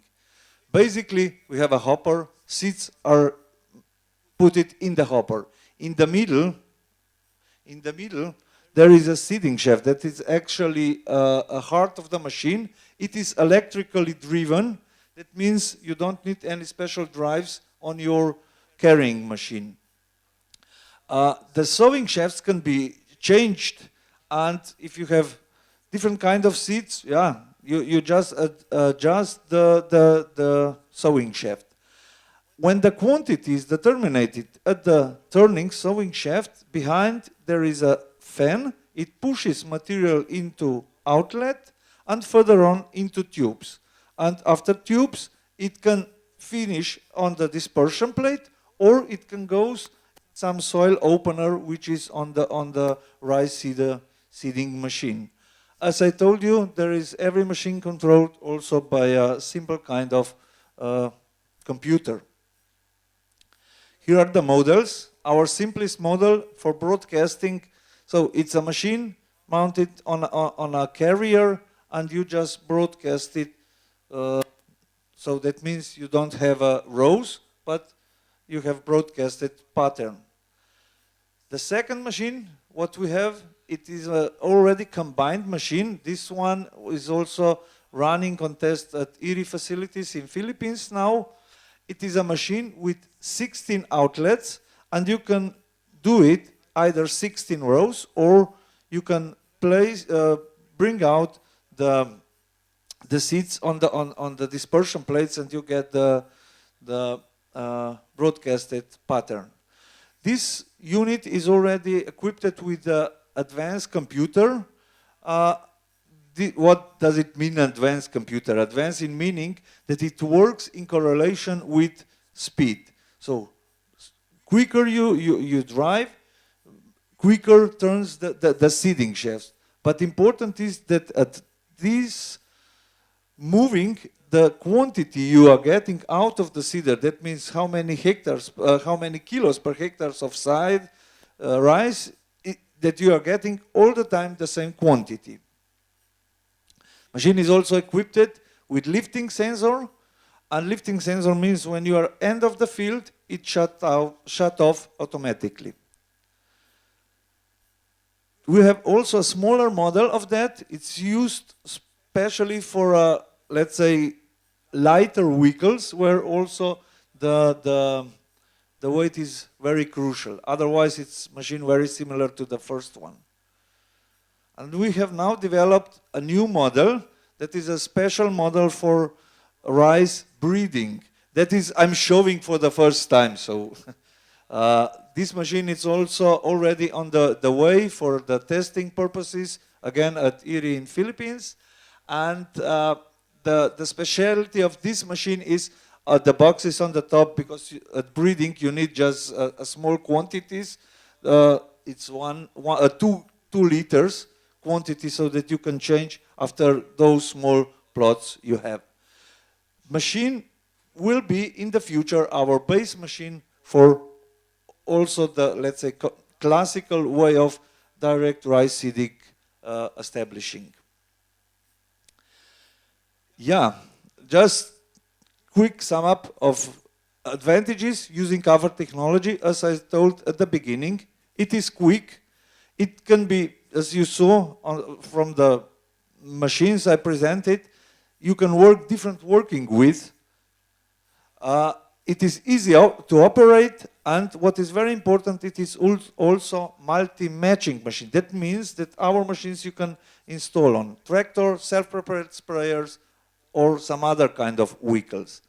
What I would point out here, it's also that it's multifunctional. That means that you cannot establish just rice with our machinery, you can establish also other kind of small seeds. Here some results of the tests. That is the test from China we have done by our own. And you can see how it was the process going on. I will just go to the results. So we were comparing to manual seeding and transplanting, and results with using our broadcasting technology was better for 8% yield higher, and there were also savings for farmers. Very interesting tests were done in Vietnam. There was comparison test between our seeder, drum seeder, and broadcasting by blower. It was done by IRRI again, and we were using much lower seed rate than the other two ones. And what is very interesting here are the pictures how it was established and how was the rice was growing in both two cases. But interesting at the end is yield. Even if our technology requires much less quantity of seeds, the yield in both in spring and autumn harvest was approximately the same compared to the other ones. That means it's just a saving for a farmer.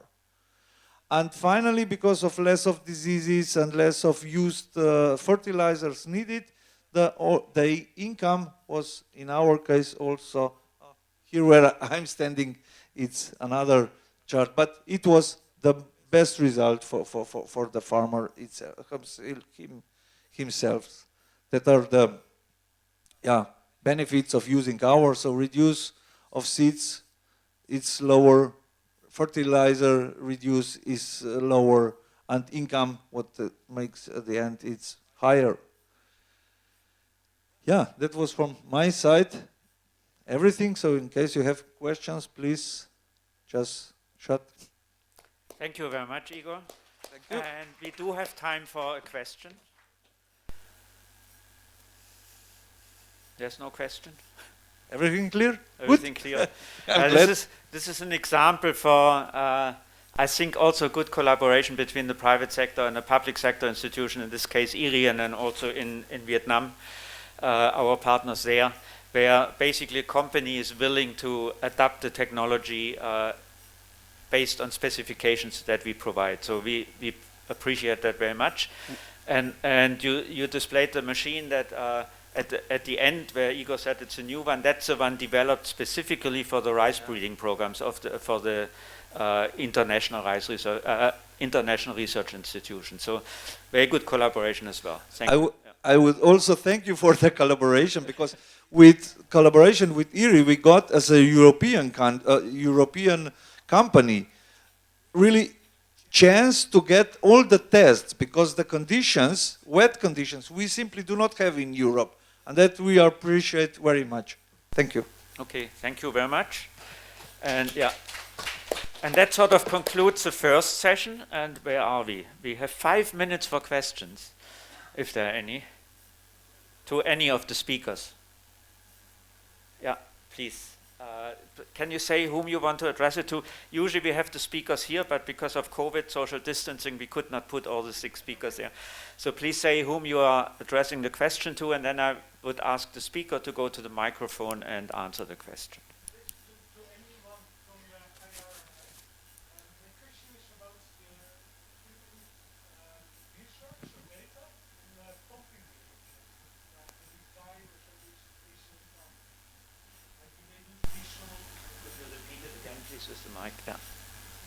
My question is to any of the speakers, basically.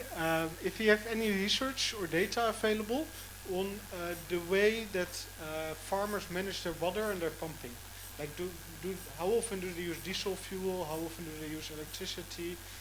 what kind of water source do they use? I didn't get it acoustically exactly. So you are asking for data, research data on fuel consumption and Pumping behavior. pumping Yes, for water. pumping. Water pumping. Yeah, okay. Anybody has an answer there? I think it's very location specific. That's one thing. And we do have data in, if we have projects, AWD, for example, alternative wetting and drying, it's a water saving technology. And that replaces what is done by farmers, and that depends very much on the location. So I think I just give a very general statement, maybe somebody can complement that. So in a lot of the countries here, the irrigation systems provide water through the system, and often it's free. And it's basically, it comes from canals or it comes from pumps and so on. It really depends.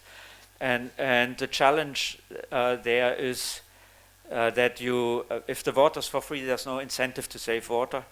And if you have projects like that, there was a big project in Vietnam looking at IWD. I don't know, Ole, whether you have an answer to that.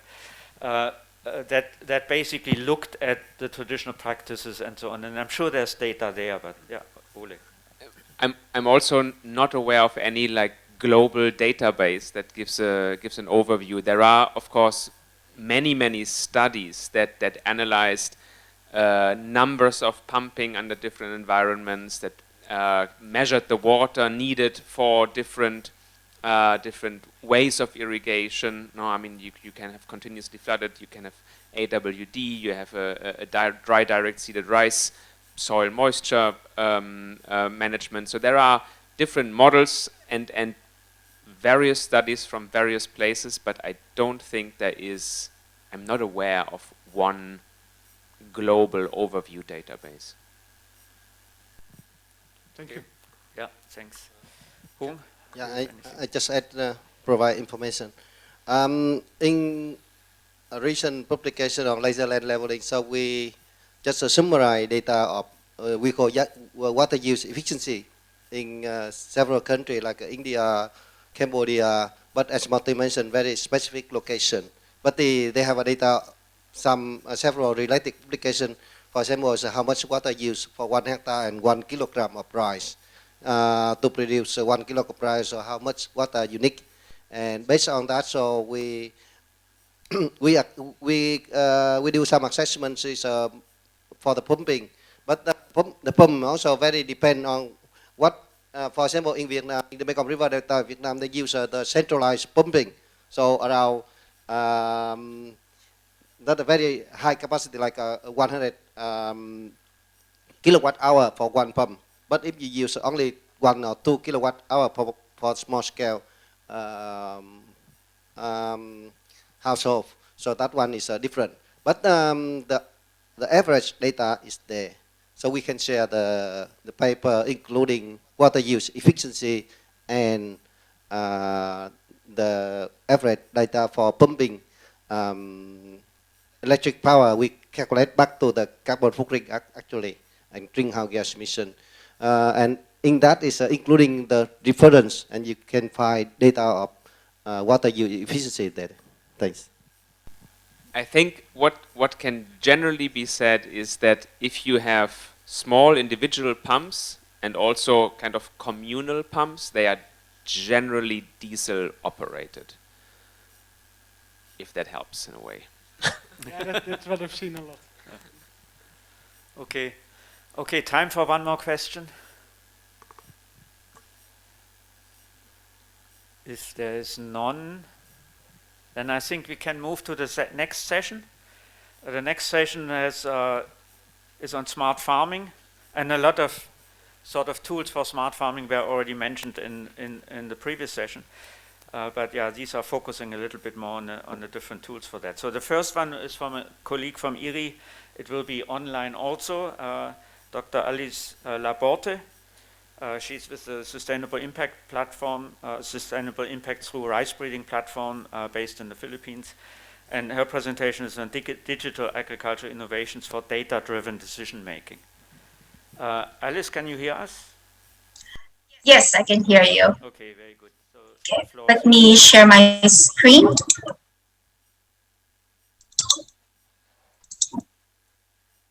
Are you able to see my screen?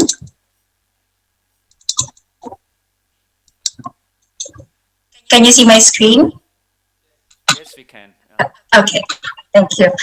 Good afternoon, and I'm pleased to share with you our work at IRRI together with our partners in developing and operationalizing digital solutions for data-driven decision-making. I will talk about 3 digital innovations developed in the Philippines and funded by the Philippine Department of Agriculture. The first is PRISM, or the Philippine Rice Information System, which is a satellite-based national rice monitoring system that has been operational since mid-2018. The second is the Rice Crop Manager, or RCM, which is a digital tool that provides farmers with personalized nutrient and other crop management recommendations for their rice fields. So this has been transitioned to and managed by the DA since October last year. And finally, PRIME, or the Pest Risk Identification and Management, which is on rice pest surveillance and monitoring.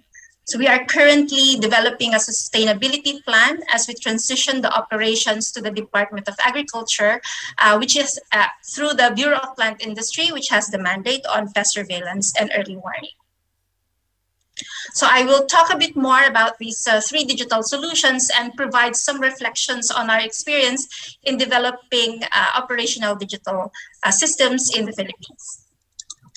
So first is PRISM. The PRISM uses remote sensing, crop modeling, and smartphone-based surveys to generate information on where rice is grown, when it is planted, and how much rice is produced.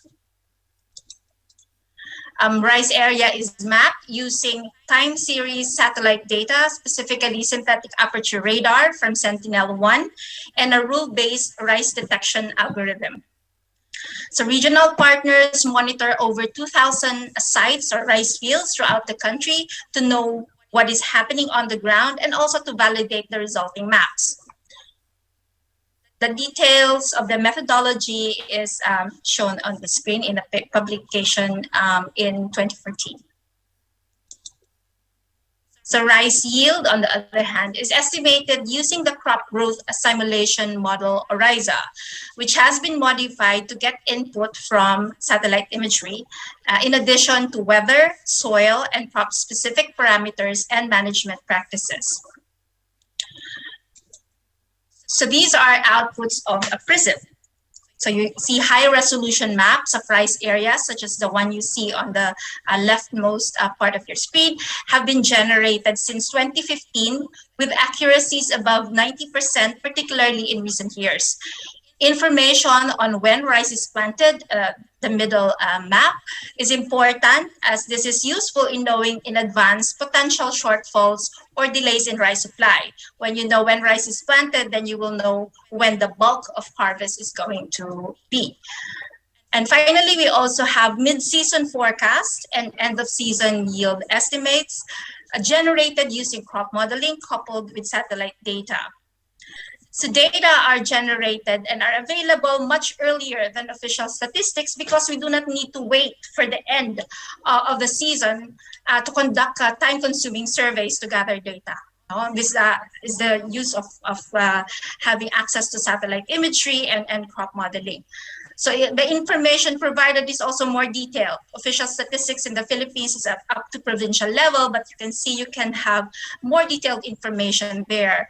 And also it allows targeting of locations where yields are low. So example, in the last map, you can see some of the red areas are where yields are about 2 to 3 tons per hectare. And so these are the areas where productivity enhancing technologies and programs are needed the most.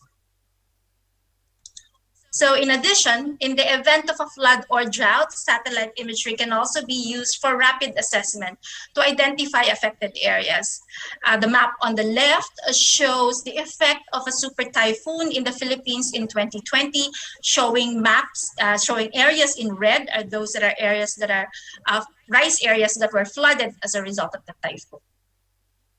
And looking at several years of data, so for this map on the right-hand side, that's from 2014 up to 2020, we'll be able to identify which of the rice areas are flood-prone or gets flooded frequently, you know. So you can have here, the colors here show the ones that are orange to red are those that have been flooded 10 to 19 times during the evaluation period.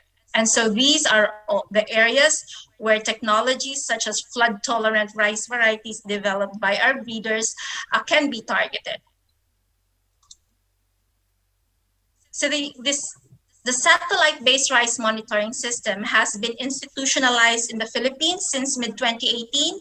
And PhilRice, the Philippine Rice Research Institute, is operating the system and providing the government with monthly data on rice area and mid-season and end-of-season yield estimates, as well as damage assessments in the event of a flood and drought.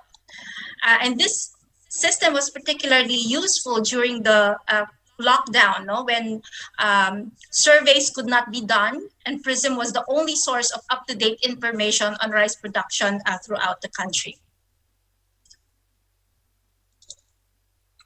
So if you would like to know more information about PRISM, you can visit the PhilRice site written in the bottom of your screen. So let's now go to RCM. So RCM Advisory Service is actually a suite of tools that is now being used by the DA. First is on farmer registration, then the printing of RCM ID cards, and then the RCM interview, and I'm going to talk more about this later. And there's also a tool for monitoring farmer uptake. So farmers are interviewed about their rice crop prior to crop establishment, and this is usually conducted by government agricultural extension workers. On the basis of this interview, crop management recommendations are generated using the RCM app and then provided to farmers in the form of a one-page printout. So if farmers register their mobile phone numbers that during the interviews, they also receive reminders about these recommendations as text messages. So this one-page printout looks like this, and it contains information on the amount and kind of fertilizer to be applied, the timing of the fertilizer application during the critical growth stages of the rice crop. And in addition, other recommendations like seeds and general pest and irrigation management recommendations for each field that the farmer registers are provided.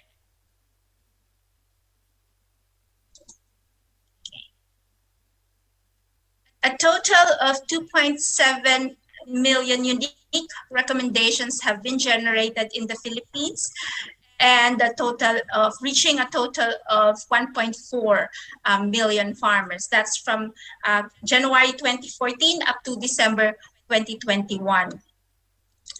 And based on a nationwide on-farm trials in the Philippines, there's a 10 to 32% increase in farmers' yields when the farmers adopt RCM, and there's also an increase of $320 per hectare per season based on an external evaluation done. And with 6 out of 10 farmers adopting RCM recommendations. So there's an ongoing study at IRRI in partnership with the University of the Philippines to look into how we can further scale enhance the adoption of RCM recommendations by farmers by looking at alternative dissemination actors. As I mentioned earlier, traditionally the government extension system does the interviews, but we all know also that not all of the farmers can be reached within the short window provided to be able to give the recommendations before the start of the growing season. So we're looking at fertilizer providers and credit providers, as well as state universities and colleges, and exploring how they can contribute to enhancing adoption of RCM. Okay. Prime developed a standard protocol for pest surveillance and reporting that is now being used in the Philippines. So trained technicians throughout the country armed with a smartphone visit and assess the pest situation in selected rice fields throughout the country. And they do this monthly. And then and then these are submitted to a cloud server, and there's a process for data review to ensure that the data collected are good. And then there's an automated process of reporting and generation, and that's showed in the Prime website and Prime web app. And these are also used to develop Prime bulletins, pre-season and monthly bulletins with pest advisories, and disseminated to regional crop protection centers, and which then forward the information to local government units and to farmers. The map on your left shows the over 2,700 rice fields that are being monitored monthly throughout the country. So they're trained on a protocol and also how to identify the pests and diseases. And on the basis of the data collection, the bulletins are developed, and these are examples of bulletins with visualization of the data that have been collected and some advisories in the end. We also developed an automated pest alert system. So an alert is sent via email if there is a report of an elevated incidence of pest injury or insect pest count in the last 24 hours. So this is an example of an alert sent on May 14th, so a week ago, showing the location. So this is the field where these have been observed. And these are the different DA offices that have signed up and wanted to receive alert systems, so alerts on pest situation in the country. So this data and this alert have been used by the Bureau of Plant Industry and the the regional crop protection centers to identify interventions that are needed and must be released to the different locations to avoid pest losses.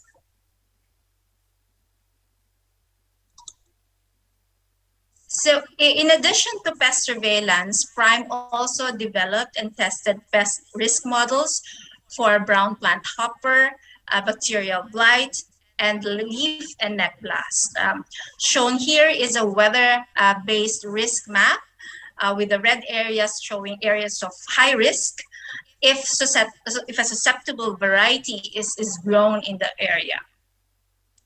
So we overlaid this with the rice map from PRISM to show the rice areas where risk is high and when that is. So to zoom in on the northern part of the Philippines, this shows the red areas where BPH risk is high, as I mentioned. So these are the areas in the north that are red, and typically between January to April. So that's the time when there might be some BPH issues in those particular areas. So we've done similar mapping, as I mentioned, for bacterial blight and also for blast. We needed more data to make sure to validate the results, because we're relying mainly on observations in the field based on the pest surveillance data. But if there are not much occurrence happening, then we needed to conduct more we need to get more data or conduct experiments to be able to fully validate the results of these pest risk models. So I showed you a brief overview of 3 digital solutions that support decision-making at different levels and for different purposes. What is going to be useful is to be able to integrate these different and separate tools and make them interoperable to improve results. This is already starting or happening between PRISM and Prime, for example, wherein results from PRISM, particularly the start of season, is being used as input in the pest risk models in Prime. And discussions are underway to improve the nutrient management recommendations in RCM, because the recommendation is the start of the growing season, to be able to make adjustments to the recommendation mid-season based on the yield forecast provided by PRISM, for example. So of course, there are a lot of opportunities here to be able to build on the different data sets or databases collected for the development of these three different tools. So it would be good to be able to make them interoperable to provide better advisories for farmers. So I would like to share some key lessons or some learnings as we move or transition from research to operation. So the first is ownership is key to sustainability. So we've been developing tools for the use of government, particularly for the Department of Agriculture, and co-development, regular communication, and joint decision-making are very important. It's also important to identify the key stakeholders and partners and plan how to engage them and to involve them early. Of course, it's important to establish confidence in the accuracy and timeliness of product delivery and to clearly demonstrate value addition. And finally, to build capacity to generate and use the products, and also how to sustain the system. So that's also why, as part of the project, we are developing together with our partners a sustainability plan to ensure that after the project, the national partner can continue operating the system. So this is possible with several organizations that we have partnered with, and they are listed here. As I mentioned, if you want to know more about the different tools, so RCM, PRISM, and Prime, you can visit the website listed here. Thank you very much. Thank you very much, Alice. And also, because Alice is online, one question, or are there any questions to her? So it's an example of digital tools for decision making and also how they are being scaled out in the Philippines through partnerships with public sector. No questions? Ole.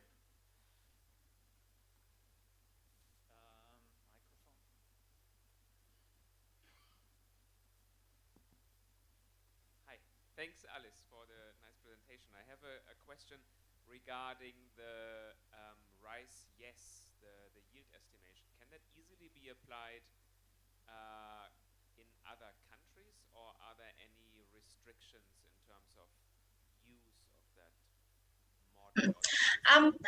Yeah, so this is based on ORIZA, which has been already calibrated and used for under different cropping systems in different countries. But there will be some calibration that needs to be done and some data that needs to be included to be able to accurately generate yields. But we have, so PRISM is actually one developed for the Philippines, but we have the rice technology that has been developed for Vietnam, Cambodia, some states in India, where this technology is also being developed. So there will be some calibrations done, especially if you take it to a really to a new location. For example, there is now some discussions of bringing this to Africa. So of course, it's a very different system. So they're going to look at how this can be calibrated to be able to do that. Okay, thank you. Okay, thank you very much, Alice, for joining us online. Yeah, and I think we have to move on to the next speaker, Dang Bao Pham. He's a project manager of another company, Rerun Group in Vietnam, and he will talk about applications of smart technologies for rice farming in the Mekong Delta.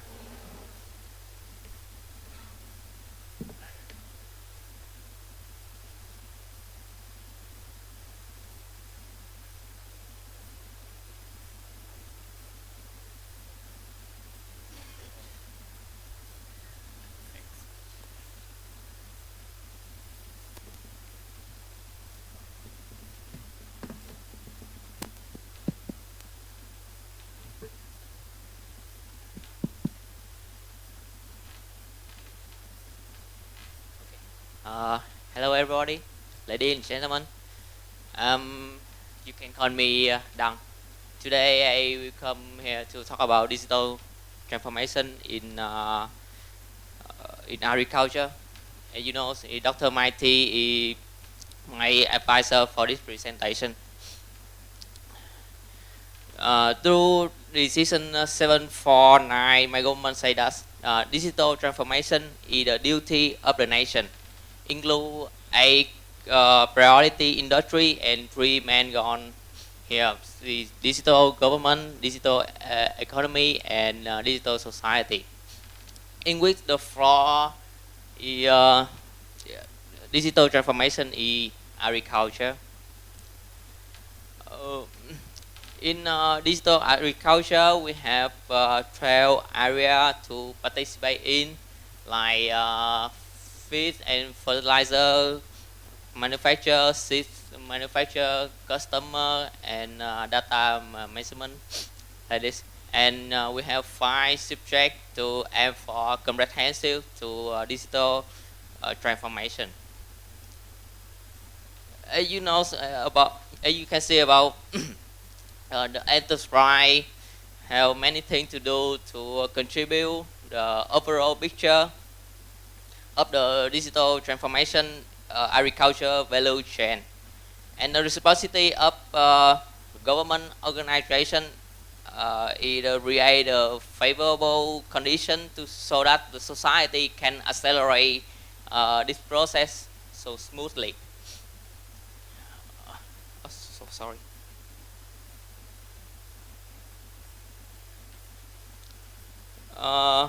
In digital transformation, we have 3 steps to perform.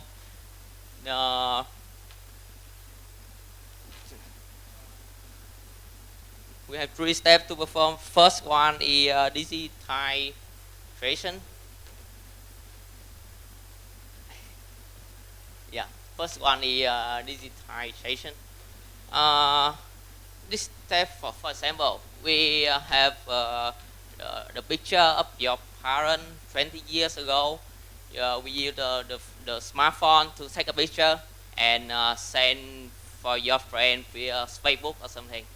That step, you just convert this picture from physical format to digital format. And step 2 is digitalization.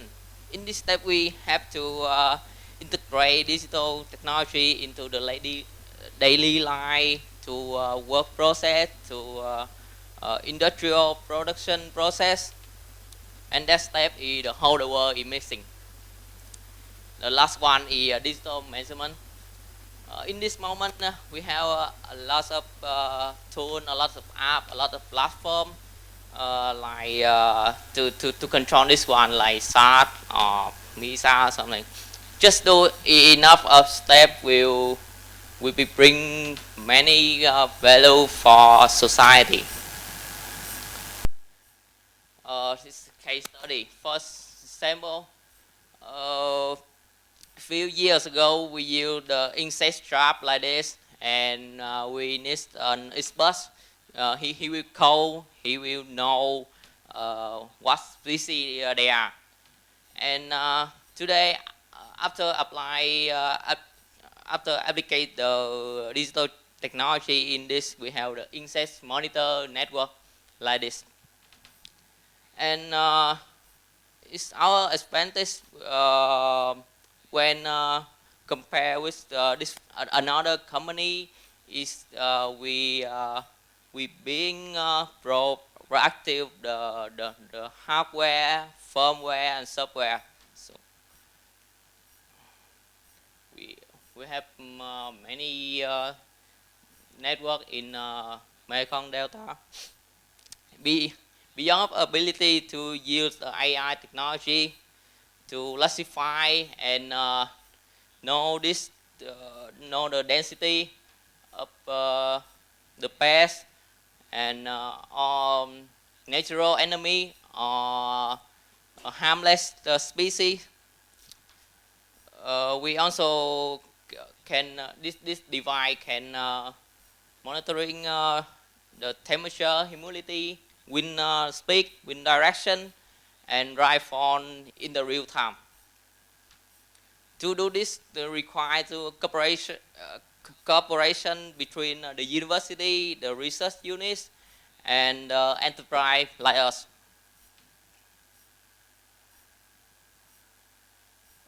Similar to about this system, this the water quality monitor network also have the same task. In here we can test salinity, pH, alkalinity, and water level in the real time also. We call D2 monitoring network is the ground monitoring station. So now we go to the keyboard. With the satellite, with the combination, the data from the satellite and the data from the ground monitoring station, we can get a lot of very accurate data and make the early prediction to contributing to increase the farmer efficiency and reducing the damage to the plant. You can see this. For example, if we know in one plot of land, we can know what kind of farming, what kind of pest, the migration direction of the pest, pay on the environmental parameter, and we will know the evolution of the flood, salinity intrusion, and even based on the data indicator from the satellite, we can also know if the rough, the lands are normal or not. This means DC or not. Also, is the ongoing problem in the Mekong Delta. That's the salinity intrusion. That take place on direction, you can see, and it's some play nearly 100 kilometers in the land, and this have done a lot of damage to the plant, to the crop, and pushing many our farmer to really difficult situation. And that's why in 2018, my government said that the salinity intrusion in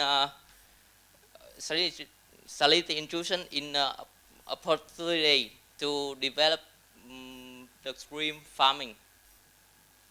In the stream farming, you know, the stream farming model developed over time from extensive, modified extensive to intensive and super extensive. Today, with the growing of technology and increasing demand along with the growing of the world population, require more. Require more farming model. The application of the smart technology to the farming industry, and we need to know such a chemistry, biology, digital transformation, and business or measurement. This is a super extensive stream farming model. You can see this with us, this the old model. So now we develop the new thing. This is the new paradigm in the stream farming. This outdoor, no wheel, no pump, no purple, rich oxygen, and apply digital transformation to manage the stream pond. Next one, I will show you some real thing by the video.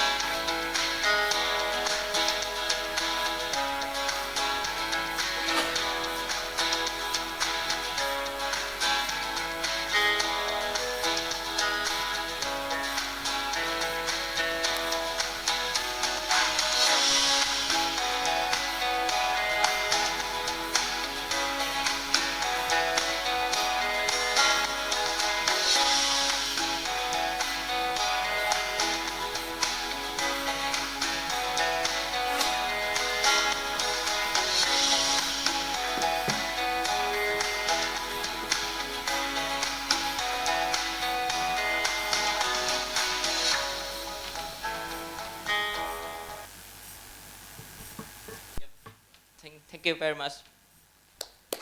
Thank you very much.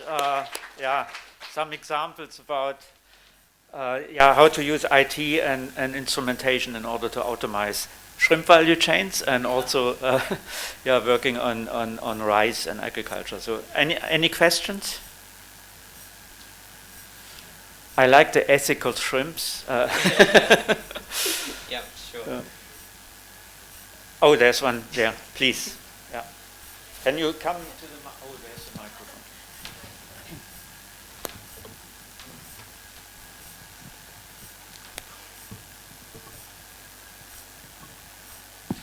Hello, hello.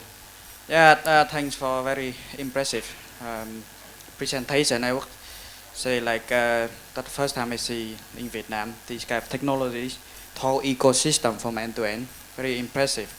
Just one question, like you have a lot of apps and your app have a lot of functionality, and okay, it's about the human factor. So like how long, how many training, how many kind of documentation or preparation for the farmer to use new technologies?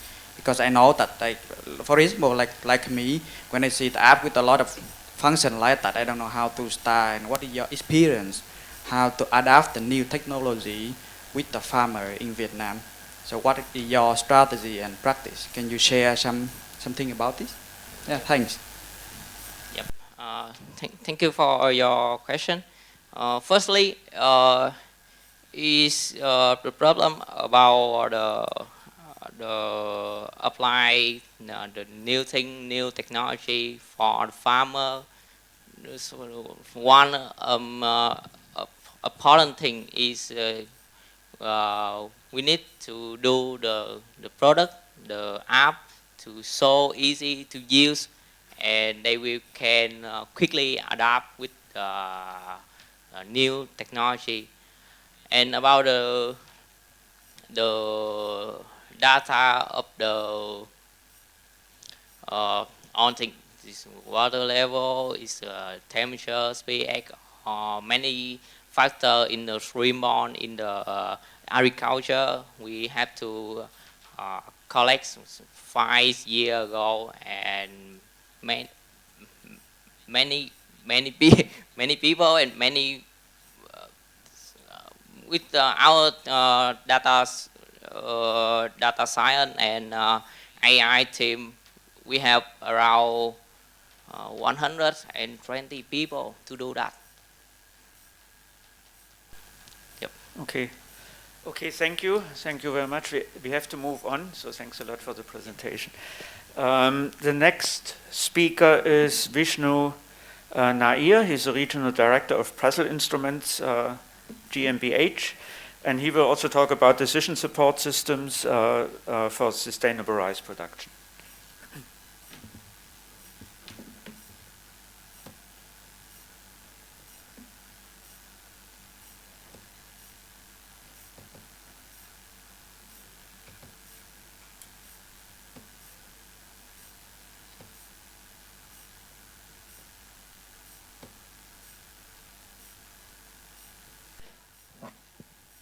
Hi.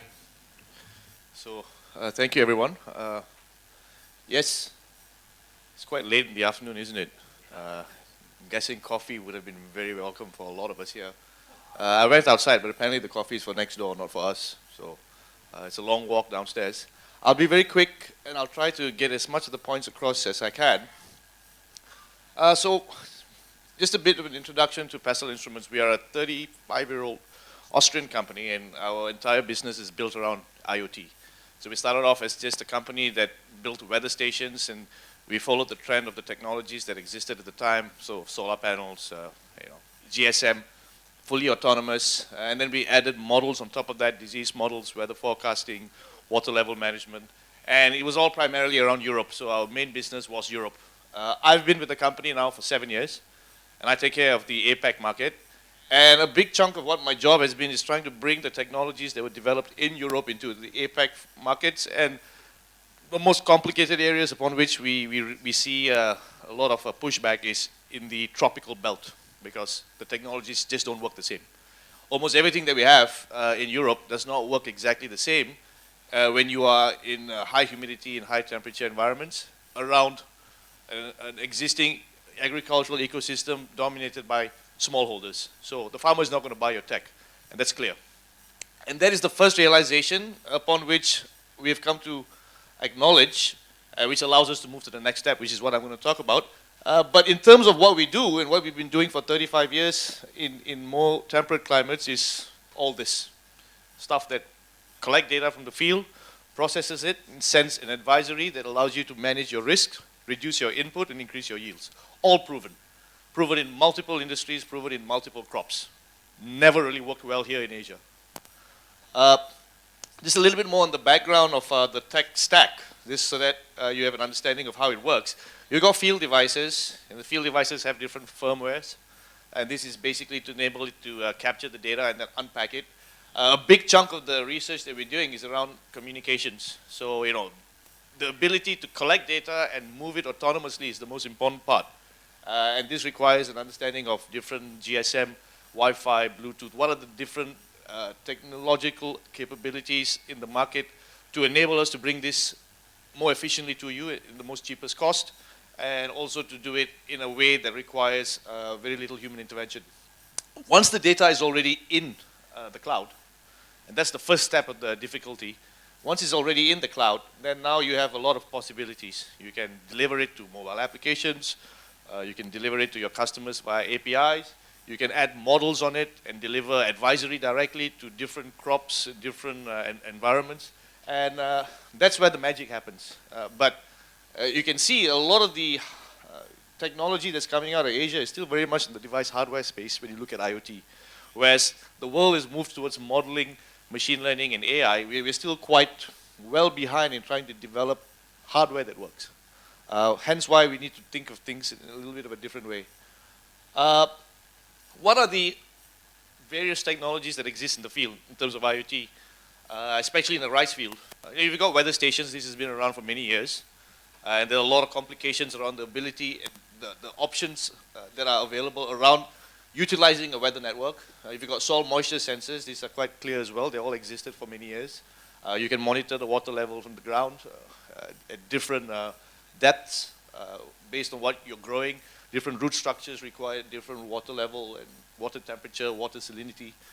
Drones, drone support is quite an important part. You know, with the right devices in the field, you are able to provide advisory on when the drone should go out.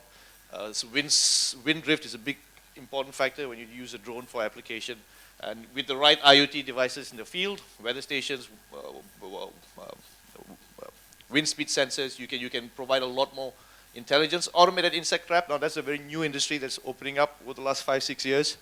The ability to trap using different types of traps, pheromone traps, lure traps, light traps, to attract the insects into the trap, capture an image and make a population density analysis, and then deliver an advisory in terms of intervention. Machine tracking, now with a big chunk of what we were speaking about today was about machines and the mechanization, and the ability to track, monitor, and then optimize the use of machines is a huge area within the IoT ecosystem.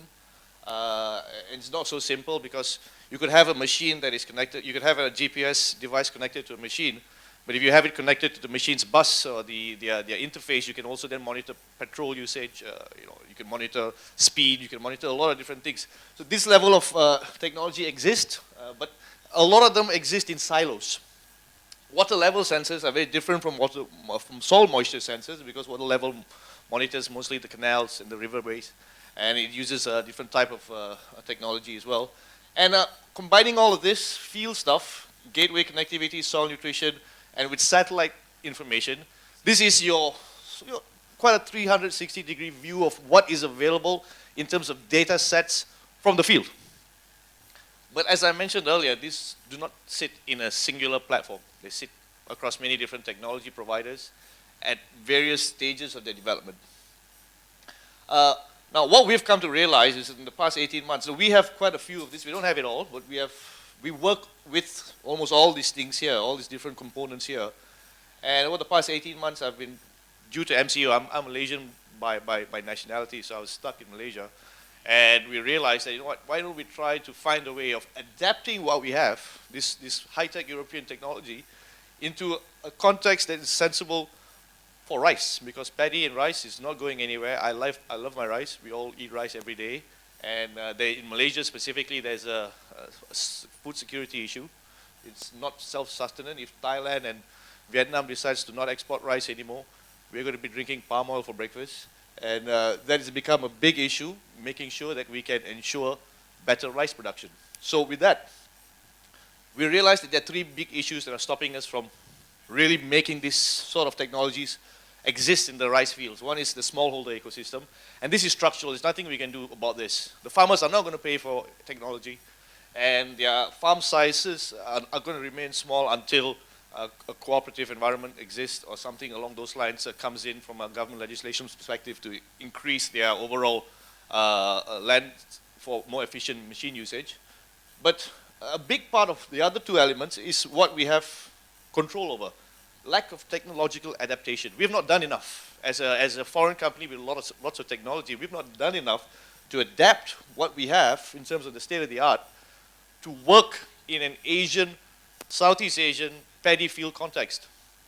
And similarly, there's a lack of, because there's a lack of data, because data is expensive, IRRI might buy a weather station for a project that they're doing, a research project, but that's IRRI. But the farmers don't have access to this data in a large scale, because you know what, the equipment is expensive and nobody can afford it. So that leads to a lack of companies providing decision support from this rich data environment. So we need rich data to enable research, but we also need rich data to enable startups and companies to provide their services on the back of commoditized, cheap information. And that does not exist because of this entire problem set that we've identified. So we have done a few things. We have come to realize that our insect traps don't work based on the rice ecosystem. You need to have a light trap. You need a light trap that's able to attract the right insect that is of relevance to this region, and it needs to be fully automated. And there's a whole host of research that has to go behind that. We are now focusing on trapping just plant hoppers, and we need to have a blinking light at the night, different ratios, different frequencies, netting to not attract all the insects so that we can just capture the ones we want. There's a whole host of research that has to go through with just the option of trying to trap one type of insect. But we are focusing it based on what we think is a priority list, and we've been quite successful with trapping the plant hoppers, brown and green, using our system, and we have an image that we can capture every other week, and we can see how many has been captured from the field. And constant adaptation is happening now to improve. It's not ready commercially, but eventually we should be able to create a network of insect traps that can identify a penetration of insect risk and enable for advisory to geofence intervention around just that area, using the weather station data to show the wind flow, and these possibilities exist now if we can break the code. Another thing that we've been talking about is alternate wet-dry. It's a very simple fix. We've just fixed it quite recently. There are ultrasonic sensors that use battery, communicate using 2G, and you can put these field tubes that you need in laser level fields wherever you want, and just have that sensor there, and it's monitoring the water level to a level of accuracy that is in the MMs and in real time. So with a distributed network of field water tubes that are fully automated, you can then also automate your pumps and ensure that you can automate your water levels for the alternate wet-dry functionality that you want without any human intervention. And everything is documented and everything is done using a computer. Again, this is a whole new project that we're working on. We have a device that can monitor and measure like lab quality nutritional availability by analyzing the sap. So you actually have to take the sap of a crop, the plant, the specific petiole of a leaf, and then when that is sent to the lab, you get the leaf folia assessment. But if you squeeze the juice from that specific leaf as well, and you put it in the machine, there's a correlation between the folia test and the sap test. And once you find the correlation or the coefficient of correlation, you are then able to now replicate that in the field to a very high accuracy, which means that you can now start getting a distributed high level of accuracy in terms of nutritional availability in a particular plant. So these are all adaptations that we have to do. We're not there yet, but there's a whole bunch of things we need to do, and there's a whole bunch more that we need to do, but we've done it to some extent in these three cases, and we're seeing success. So we are fairly optimistic that this is going to work. But what is more important is real-world application. So in Malaysia, we've worked with this company called AgroCloud. In fact, we work very closely with a Vietnamese company as well called Weather Plus. Long Troy, the previous company, the weather station is from us. It's a PESEL weather station that we gave to Weather Plus, and we are working with them on developing models which they are bringing into the Vietnamese market. But for Malaysia, we realized that not all sensors are required in a paddy field. You don't need full weather stations. Really, the main thing that you want to measure is rain distribution, humidity, temperature variation. So there are many different types of configurations that make economical sense in terms of the viability of having these devices in the field. And we have done massive research in a huge plot in one of the agricultural development authorities to identify what distribution of devices do you need, what parametric measurements do you need, and how do we do this in the most cost-effective way to enable companies like this one to develop the decision support systems for their stakeholders. So decision support systems in itself is not equal. The Agricultural Development Authority of the government want to monitor subsidies, whereas large-scale cooperative wants to increase yields, whereas the farmer himself wants to reduce his input costs. So you've got to be able to collate the vast amount of data sets that's available and then process it and deliver it based on channels that make sense to the individual stakeholder. So decision support systems need to be quite customized, and there's no one company that's going to be able to do it all. But the one thing they all need, and this is a fact, and I think even Prime, the guys, the Dr. Alice, everything still requires good granular environmental data. You want to do a yield forecasting system, if you don't have enough environmental data that is real-time and accurate, your yield forecast is not going to be as accurate as you want it to be. If you want to have a disease modeling system, good environmental data from humidity, temperature, and the various different models that have different parametric requirements maybe. If you don't have good data coming in from there, you're going to get very bad output. So sampling helps, but measuring is always the best. But measuring is too expensive. So we've taken the initiative to identify how we can reduce the costs, work with companies outside the initial research I spoke to you about earlier in different sensors, work with companies like this, like Weather Plus in Vietnam, to bring models and solutions that are applicable.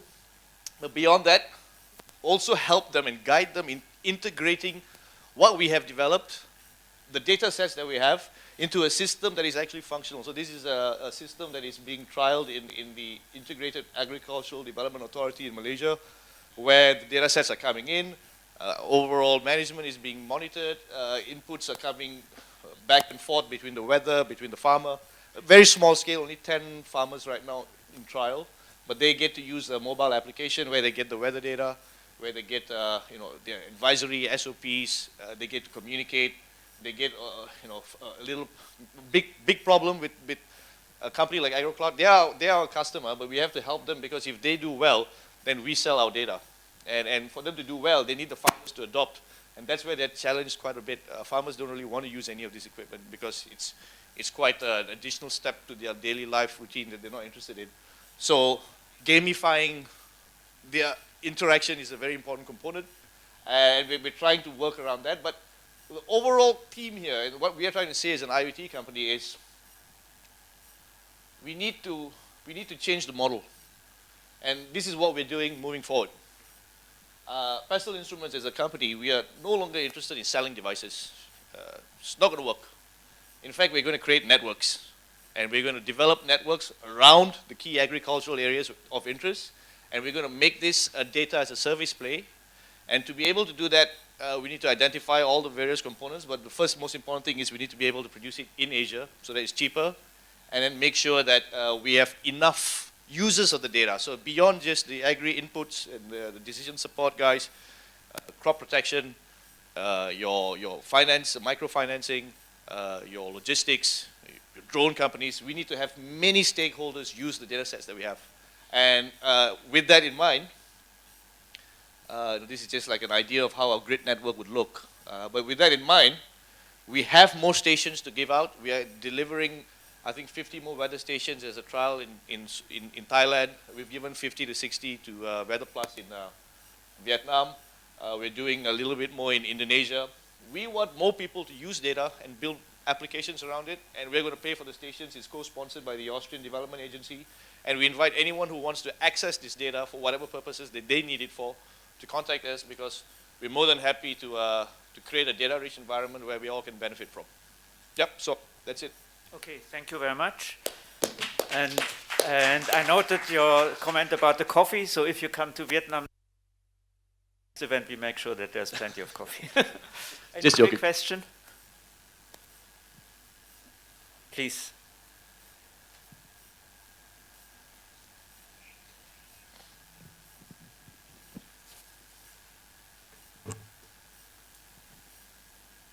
Hello, hello. Yeah, thanks for the presentation.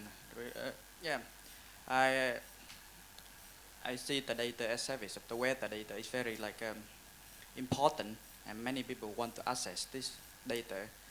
And I have two questions, like what coverage of your weather collection data point in general, and the second question is what is your offer different from the weather company of ABM, because the ABM contact many times with us and they told that like the biggest, the largest and the first weather data at the service of the whole world.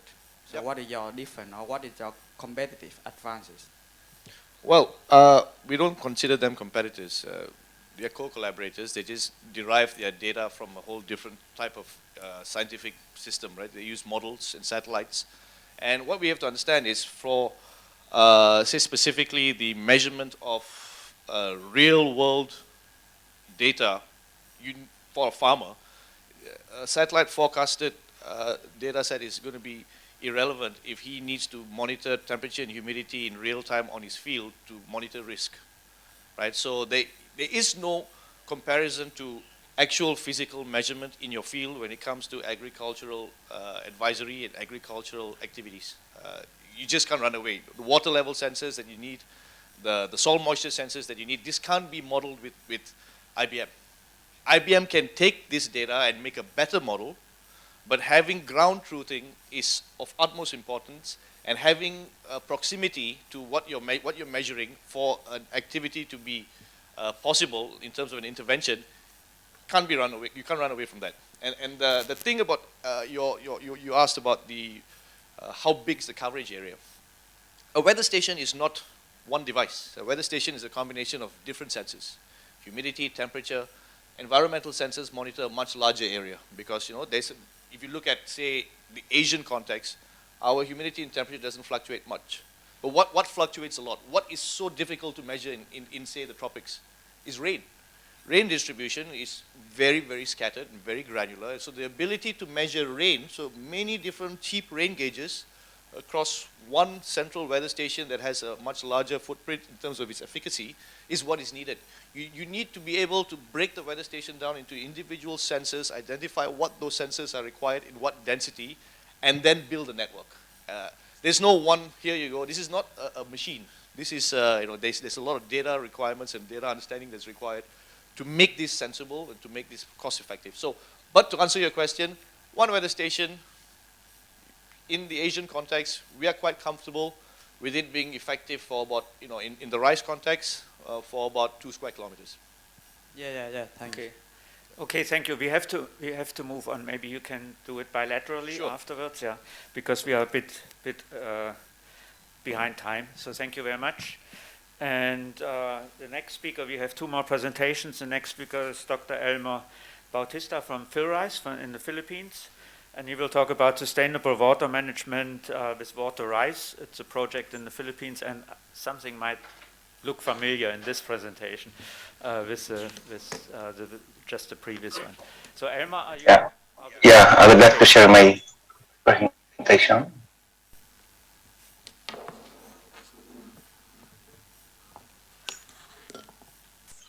Yeah, can you see it now? Yes, we can. Okay. So I'm Bautista from Philippine Rice Research Institute. My presentation is about sustainable water management with water rice. Water rice is an acronym, which means water efficient and risk mitigation technologies for enhancing rice production in irrigated and rain-fed environments. Water rice was implemented in 7 regions in the Philippines, Region 2, 3, 6. For rain-fed environment, we have Region 1, 3, 6, and Region 12. So our partners, we have national government, the National Irrigation Administration. We have the regional field offices of the Department of Agriculture. We have the BSWM, local government units, the Irrigators Association, and Farmers Association. The conceptual network is like this. With the general aim of improving the production efficiency of our rice farmers, especially with regards to water conservation. We have 5 work packages with different groups working in achieving the project goals. The project aims to increase the production efficiency and water productivity and reduce production risk through the development, dissemination, and adoption of appropriate crop management technologies in irrigated and rain-fed environments. For this presentation, I will impart to you some of accomplishment of the project. Let's start. So for work package 1, understanding and the key gaps, key knowledge gap. In this work package, we accomplished a policy paper about the use of mechanical transplanters in 1 region, that is in Region 2, and with the following key messages. There is an indicator of increase in income of the farmers using the mechanical transplanter, and only, only 2% utilization of the mechanical transplanter in the area because of the issue. First, seedling preparation. Second is the machine malfunction, and including the problem of logistic of transporting the machine and others. We also have a survey of 470 respondents. It is a face-to-face interview in Nueva Ecija. This is the Nueva Ecija is the major producing rice producing province in Nueva Ecija. So, for example, on land laser leveling technology, the respondents, 82% of the respondents are willing to try the land laser leveler technology through service provision, while 10% of them are not willing, and 7.33 depends are undecided at depends on the rate of the service. Furthermore, 84% of the respondents are willing to let go a portion of their field. They are willing to give some portion of their field if necessary for the construction of access road, irrigation canal, and other developments of the field. Because during our interview, we give them an idea that our interview will develop the whole area, including road network, access road, and irrigation canal. For the WP, that is developing an irrigation advisory service using Automon, that is automatic monitoring for improving water productivity and enhancing coordination among water user. 2 types of sensor were tested in the field. That is the field scale sensor. Second is the landscape sensor. Using this automatic monitoring, or Automon in short, text messages will be received about status of your water or even advise the farmer to irrigate their field when needed. We are using the alternate wetting and drying method for irrigating our field. For work package 3, increase production efficiency through efficient water management, mechanization, and integrated weed management for irrigated environment. For tree croppings, 49 adaptive trials were conducted. It includes 5 demonstrations of land laser leveling, and then 10 demonstrations and trainings of mechanical transplanting, and so on. During our adaptive trials with the following treatment, the farmer's practice, that is the treatment 1. Treatment 2 is mechanical transplanting, AWD, and weed management. The treatment 3 is land laser leveling, mechanical transplanting, AWD, and weed management. So far, except for 2020 dry season, where the cost of laser leveling increased the production cost, production efficiencies in terms of cost of production required to produce a kilo of paddy were lower by 10% than farmers' practice. As you can see, yeah. Here, Waterize recommends technologies, same as adaptive trials, the farmers' practice, treatment 2, and treatment 3. Waterize recommended that technologies obtained up to 35% higher water productivity. That is kilogram of yield grain, kilogram of grain yield per cubic meter of water compared to that of farmers' practice. Yeah, grain yield are 10 to 36% higher compared to the farmers' practice. Water efficiency, Waterize recommend technologies were higher grain yields by 10 to 36% and lower production cost by 11% than farmers' practice in Iloilo and Cagayan. Here, mechanical transplanting cost at having 1.5 hectare field capacity is 28% lower than manual transplanting at 8,000 pesos per hectare. The use of mechanical transplanter is more efficient in a leveled field with the 52% field efficiency and higher actual field capacity with the 1.1 hectare per day compared to the unleveled field.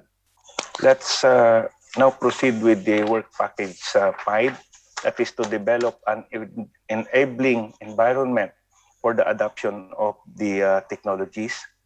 Work package 5 is done to the sustainability of the technologies mentioned. So we have to scale up, scale out, and scale deep. Yeah. So there are initiatives coming out to promote and adapt the land laser leveling, like House Bill. We come up with House Bill that is now in the Congress, and the Bureau of Agriculture and Fishery Engineering, or BAPE, have a memorandum that to the regional offices that the budget inclusion for LLL, or for the land laser leveling. So the bill is like this: HB 4269, and then the BAPI memo. Here are other some testimonials from our partners.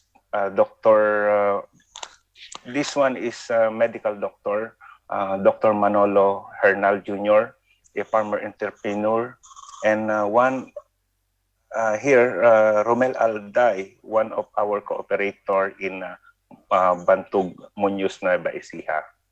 And then for photo documentation, during the demonstration of land laser leveling and mechanical transplanting. Yeah, some more. And that's all for my presentation. To sum up, for WP1, we have surveys of basic information. For work package 2, we have an output of automatic monitoring or AutoMon. For WP3, we have the adaptive trials conducted.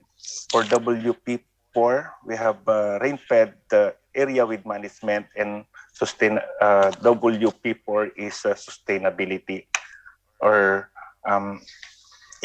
creating mechanical machine service provider, or the sustainability of these technologies. Thank you very much. Thank you very much. And yeah, presentation on the project in the Philippines that also had the objective to scale out some of the technologies that were talked about in the other country presentations as well. Are there any questions to Elmar? No, it doesn't appear to be. So Elmar, thanks a lot. And then we move on to the last presentation of Jacopo Meghini. So apologies, Postharvest is always the last in the value chain. So he's going to tell, we are shifting now to basically Postharvest, and the presentation is on serial automation storage solutions for sustainable rice value chains. And yeah, it's by Jacopo Meghini, CEO of Metalmont, a company in Italy. Okay. Do you need help? Yeah. Can you hear me? Yes. They told me they need to double check the presentation here. Okay. Close this. Yes. Oops. Okay, the mouse is connected because I need to check whether the. Yeah. Where is it? Actually, I got the. No. Yeah. Okay, this one. Okay.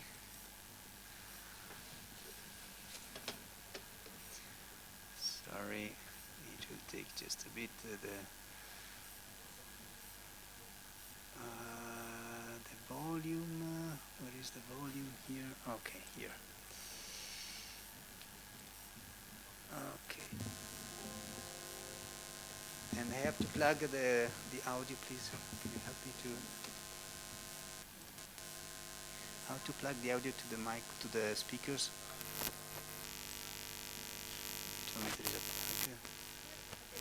This one, so this should be working. Okay, so, and this is the magic device. Good afternoon, I'm Jacopo Meghini, I'm from Italy, and I'm really happy to be here. Thanks again, Martin, to invite me to give you this short introduction about a quite innovative system for the post-harvest storage. So let's move quickly. I want to give you just a few information about, for instance, the importance of storage. So let's see whether the movie will start. It's work here, not on the... And to have a great quality. But do you ever ask yourself how the raw materials get from the field to the fork, maintaining a good quality? If you think about the most common products that we consume, you can realize that at their base there are grains, seeds, pulses, and other products such as cocoa or almonds. And some of these are also used in animal feed. But let's take a look at one particular cereal, the rice. The rice is one of the most eaten products worldwide, with almost 500 million tons consumed in 2012, and a forecast to reach 560 million tons by 2024. This means that the annual average consumption will reach 58.4 kilograms per person. Taking care of this product during its journey from the field to the fork becomes crucial thinking about the rice in consumption. Preserving the rice from damages caused by weather, rodents attacks, molds and bacteria is the key in preventing product losses. That's why it is so important to store the product in a proper way. And that's why it is so important to choose the most suitable storage facility. So this video was introducing what I'm going to tell you now.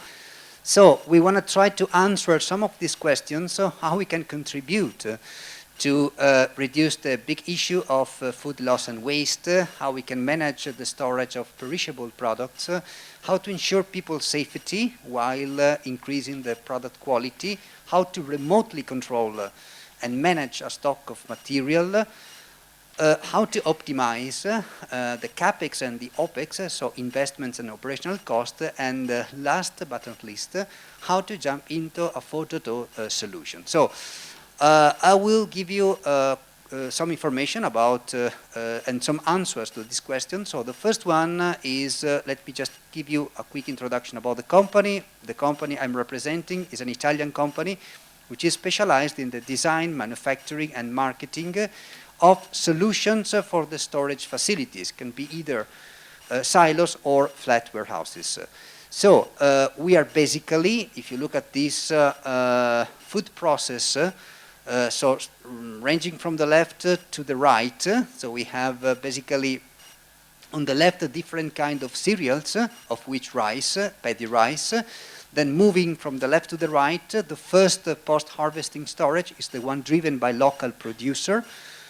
Then we can collect the rice and the cereals in much bigger harbor and train terminals, and then you can have two different processes. The one on top is the one concerning the human food, while the one at the bottom is the one concerning the animal feed.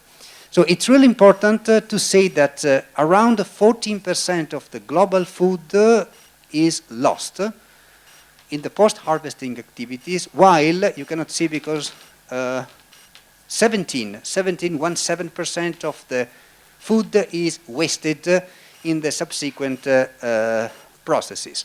So we can provide solutions in order to safely stock and preserve the quality of the material, working at producer site, working in big terminals, and of course also supporting the human food industry as well as the animal feed industry. So moving to the solution, in this picture you can see on your left the not common way to store agricultural bulk materials, of which also paddy rice. I'm talking about a flat warehouse. While on the right side you see the traditional conventional silo storage. All the blinking circles are different technologies we have in order to handle the material inside either the warehouse or the silo. So let's talk about the automation. You can see in this picture some of the solution we provided in some countries. Let's talk about the robot automatic leveling system. So this is a picture of our solution, which is mainly focusing on flat warehouses. And this is basically a reclaimer. So this is a system which helps you to load, level, and unload agricultural bulk materials like cereals, like paddy rice, like soybean meal from a flat warehouse. So which are the 10 pros of this solution? This solution is fully customized according to the operating logic of the user. It's really a versatile solution because you can use this warehouse not only to store agricultural products, but also even to store some other equipments like tractor harvesters. Effective because you can full the warehouse to the full volume. Basically, it's also efficient. It can work 24/7 on a completely automated workflow. You can manage the control of temperature, which is a very crucial point in order to avoid problems, avoid to spoil the material. Synchronicity, it's a fully integrated system which is working together with handling systems, ventilation systems. Unique solution, because if you have to deal with materials which are not free-flowing, like the soya bean meal, is the only solution instead of using silo. Safety, no need to have people inside. Qualified, because it's a system with a lot of certification. And last but not least, there is a good return on investment.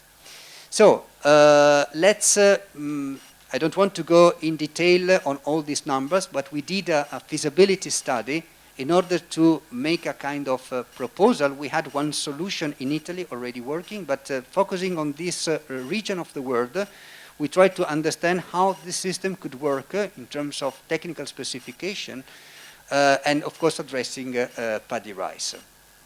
So let's have a look now to this video, which is basically presenting, it's a short video, this system working on paddy rice husks. So basically a byproduct.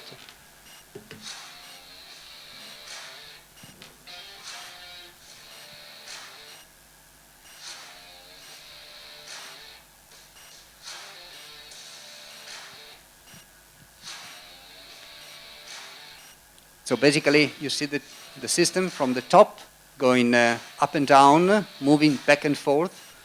And with all this palette, he can easily manage to level, make also some recirculation and mixing.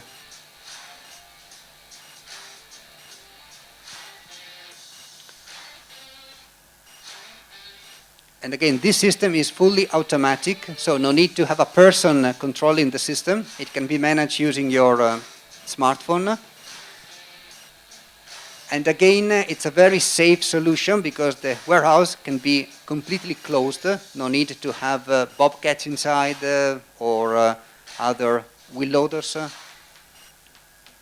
So this is one of the video. Of course, you can find more information on our YouTube page. So quickly, moving to some pictures. These are systems we installed in Italy. You can see the different kind of materials. This one is in Saudi Arabia, and dealing with soybean meal.